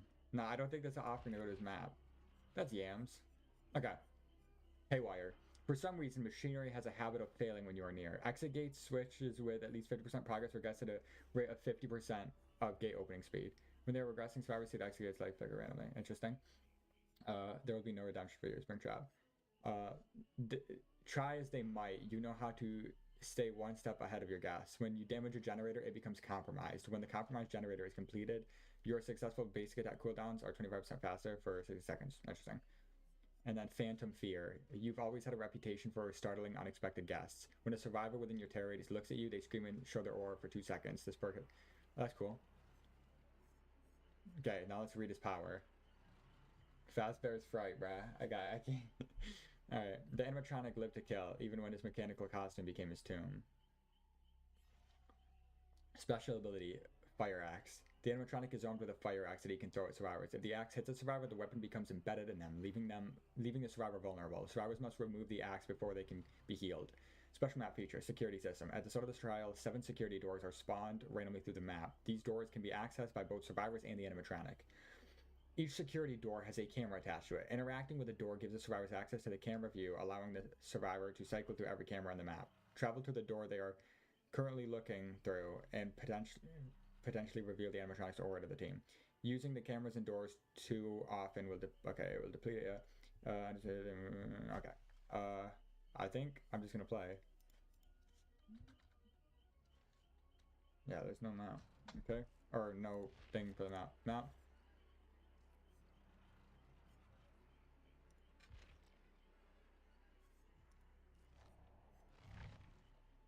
Time to play my first ever Dead by Daylight game of Springtrap.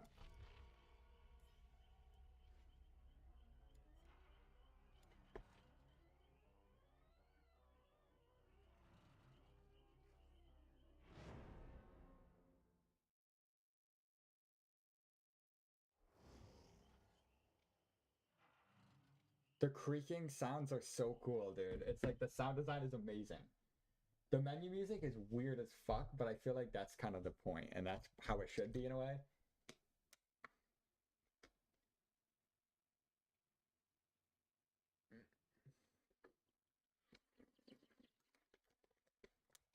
I'm excited to hear the chase music.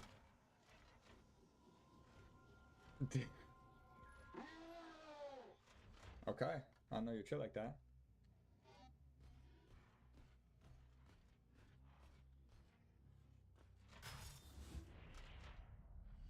What the fucking hell?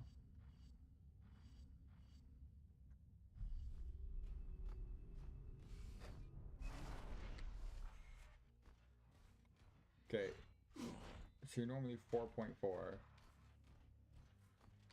Unless you throw the axe. Which I can throw at a door.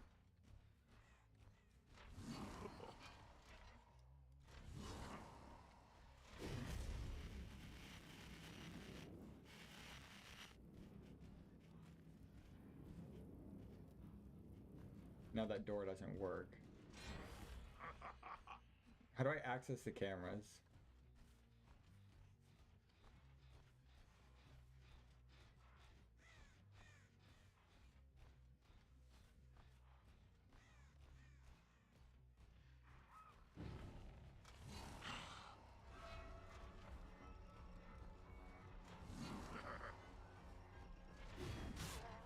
Oh, I didn't know I shit like that.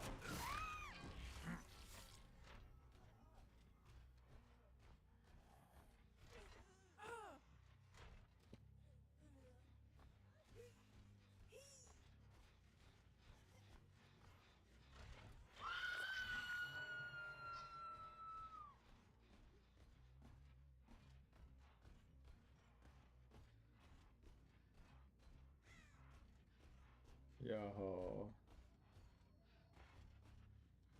Dog. You can go behind it.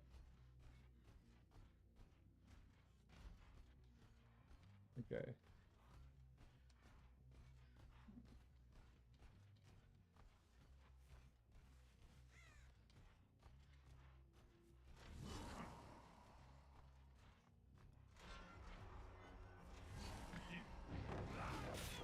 Bitch.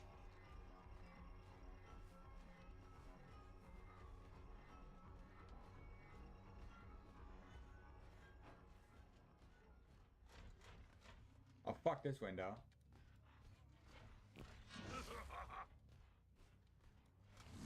Can you down with it?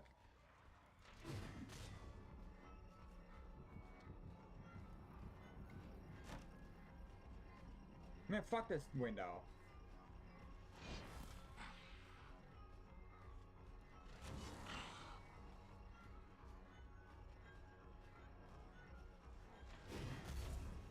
There, I missed throw. I want to see if you can down with it, so.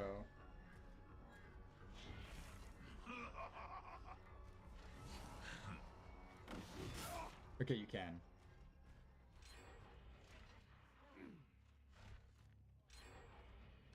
Okay, I get it. Y'all are kicking my ass.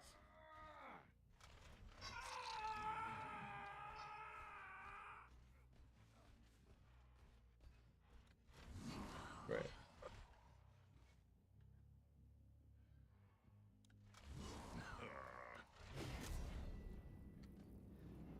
Oh, I missed the fucking door, guy.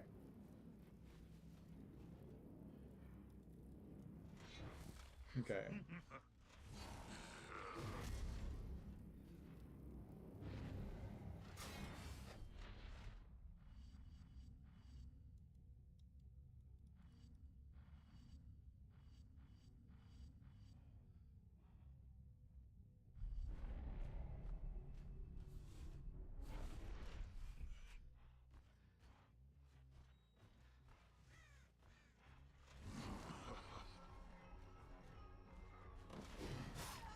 Bitch!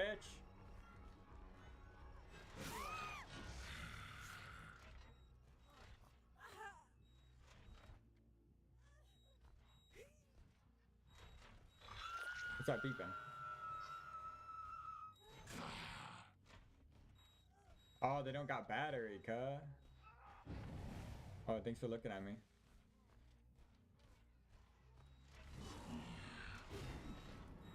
That missed.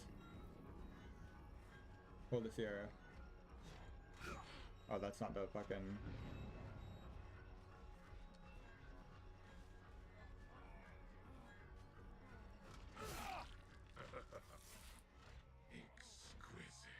Exquisite? Alright, bro, really? What said exquisite?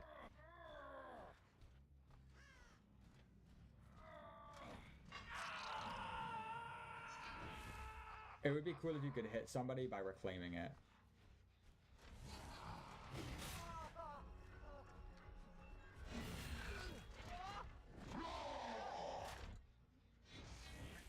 Okay, really? I wish I had the phantom sound from FNAF 3.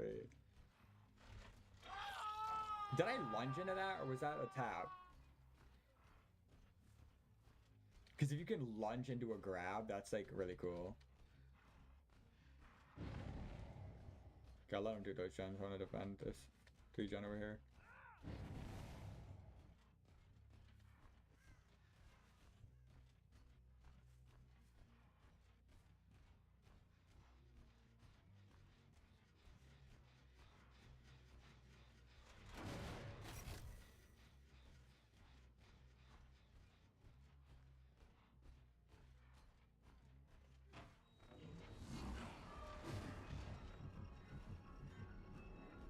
Well, at least I know there's fuckboys here.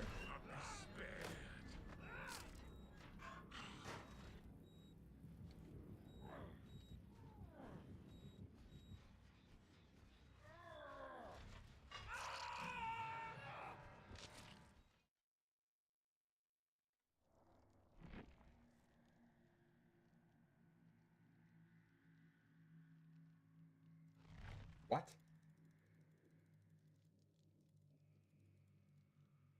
How does that happen?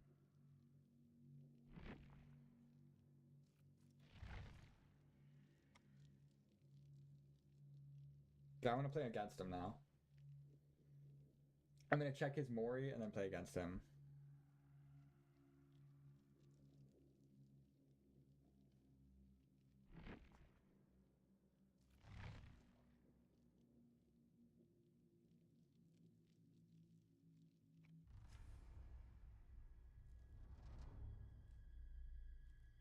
No, I'm gonna see the Mori myself. We ready to see the Mori? I'll zero ya.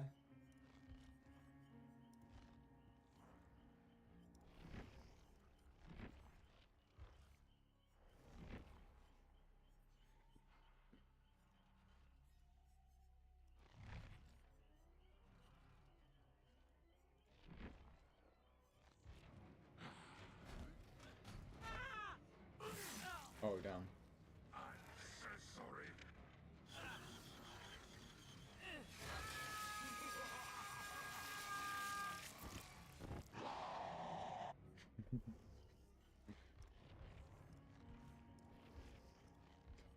They definitely leaned into the more human side of him than the monster side of him.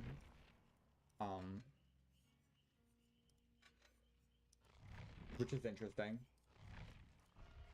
I mean, I'm not mad at it, you know? I guess I was just expecting them to do the whole, like, the monster thing, you know?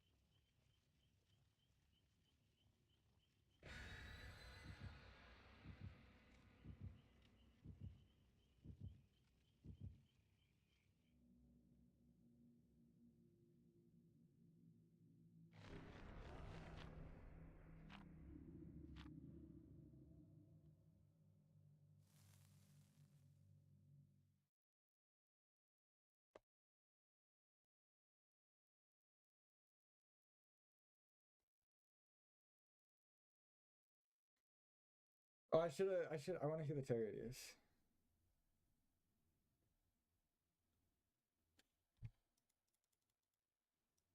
The fuck is this?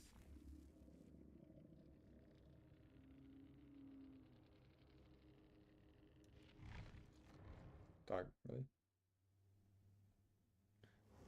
I guess it works out, because I need to hear the music real quick.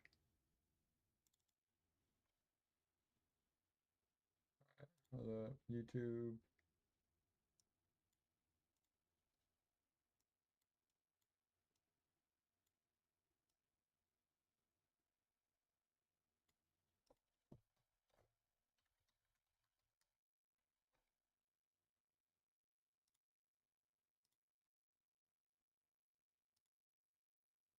We were there in Paris. Exclusive events All and right, bro. incredible restaurants. Nights at the Sapphire Lounge on the set.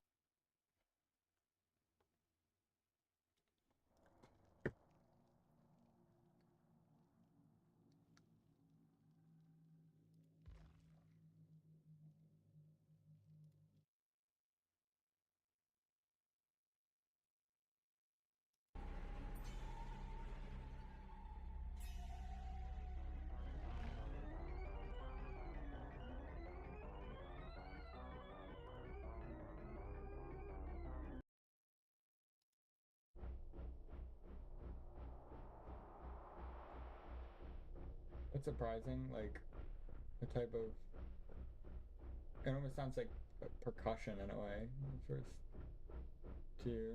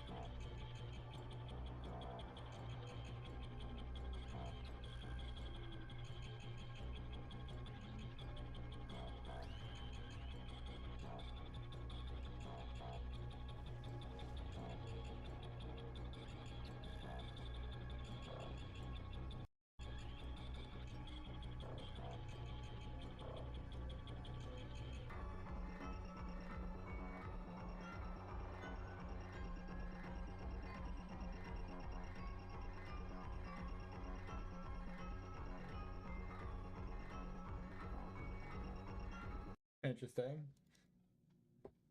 I don't know if you could hear it on stream, but.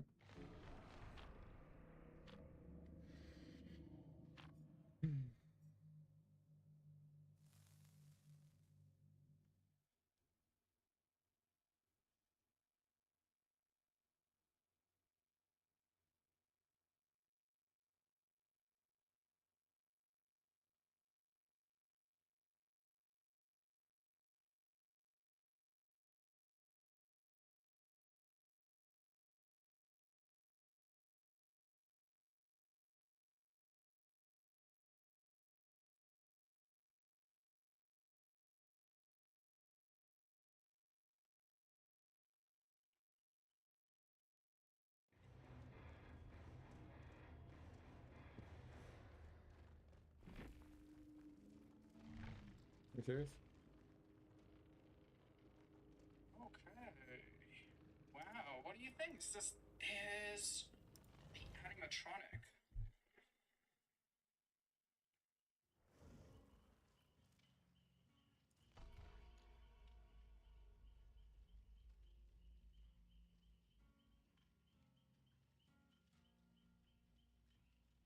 Okay. Wow, what do you think? This is me.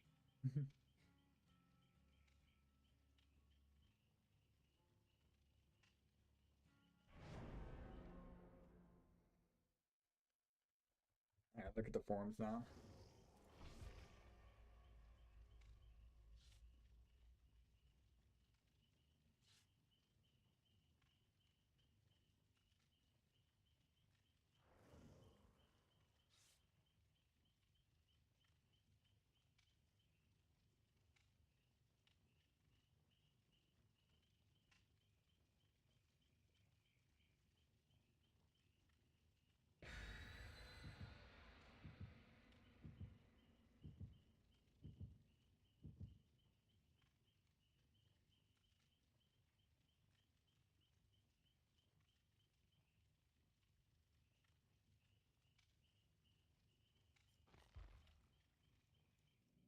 Look at the fuck.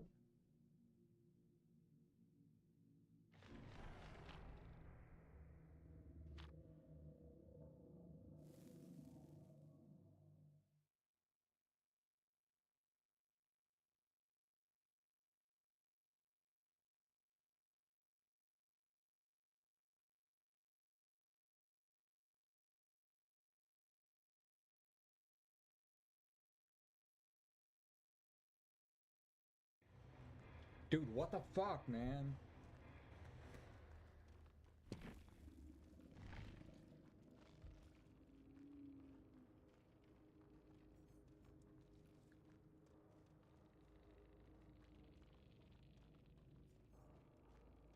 How did one person like escape immediately twice in a row?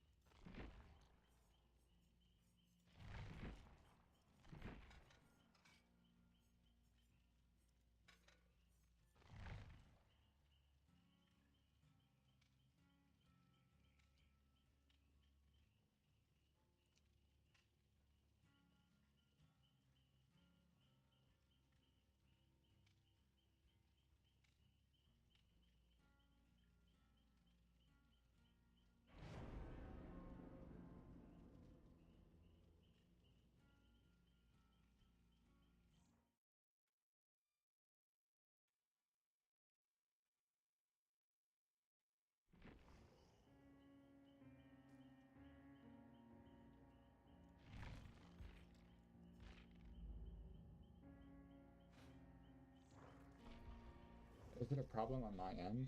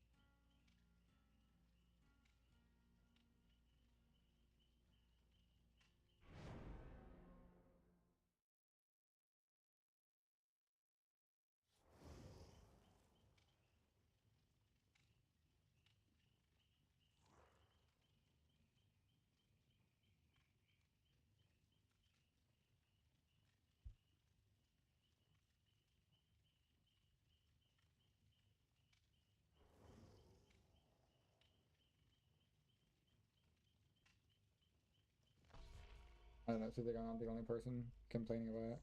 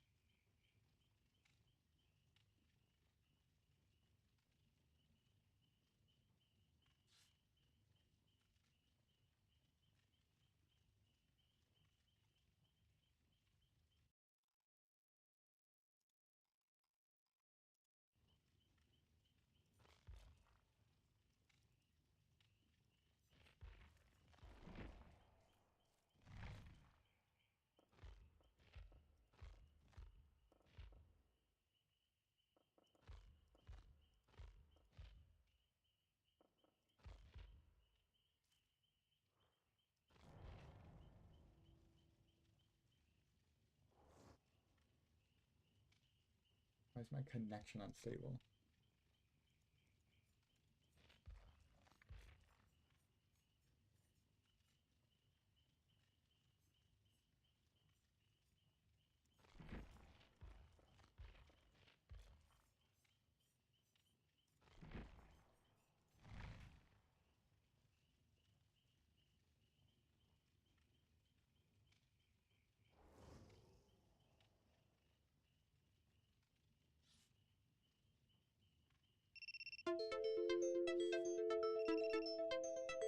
Can we stop doing this? I'm playing a game, bro.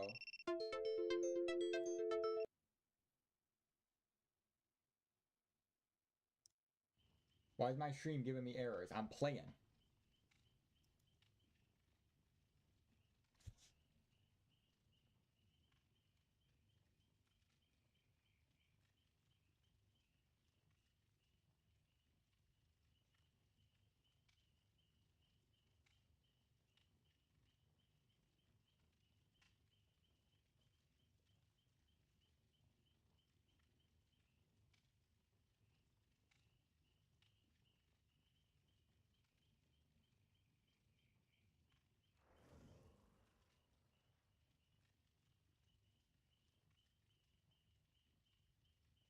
Why does it say everybody's having a hard time connecting? Like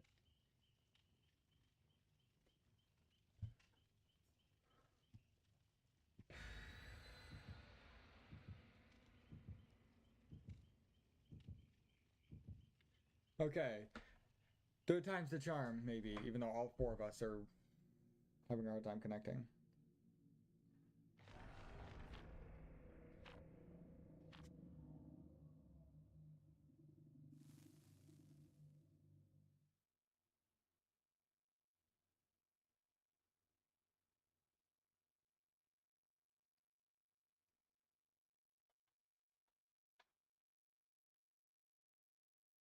Wait, I'm facing Springtrap? No way.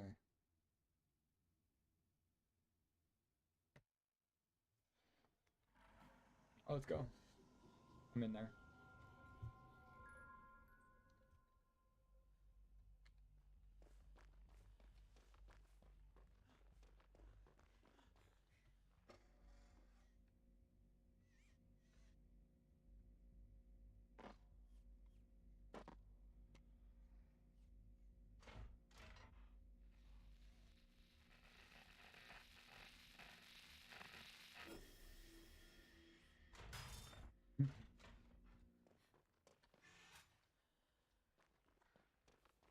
I reveal this bum ass.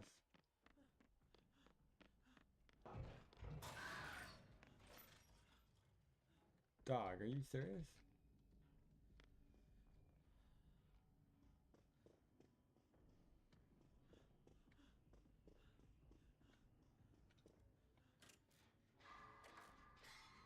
Are you serious right now? Oh, okay, really?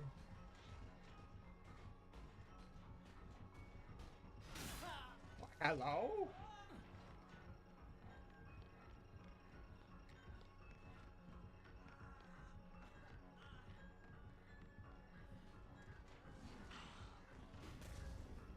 hitting it. I'm lagging, I guess, so he is hitting it.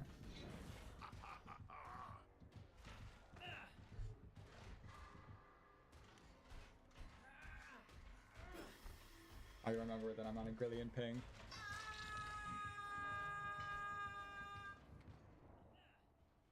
Damn, what are, dude, these servers are cooked.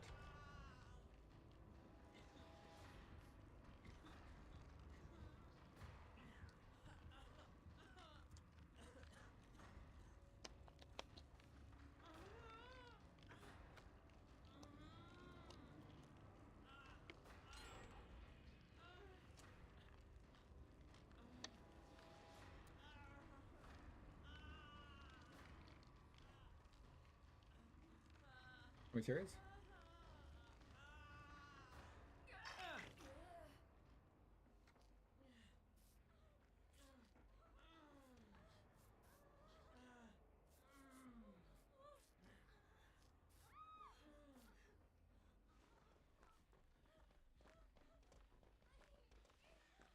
Alright, let me reveal this, John.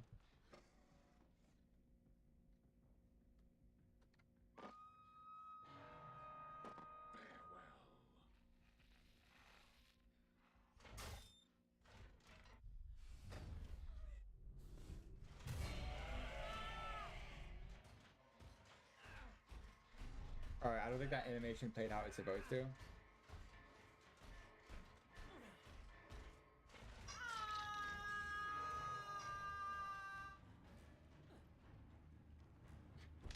I don't think that animation played how it's supposed to play. So you can teleport around the map via secure, like the doors. Alright, I'm gonna try that now.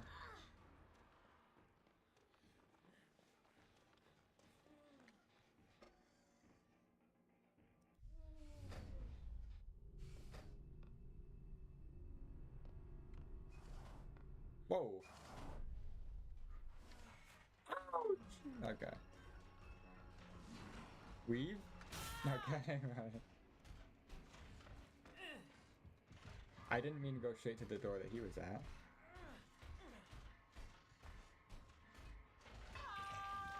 Oh, does it? Is it the door that you're looking at in the camera that it sends you to?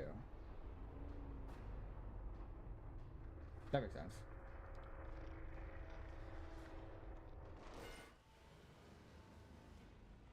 Alright, I'm gonna call it for the stream. I just want to test this shit out. I'm gonna watch somebody else's stream now, but that's really cool seeing how all this stuff works. And yeah, so yeah, I'll probably be playing this another time. So yeah, see ya.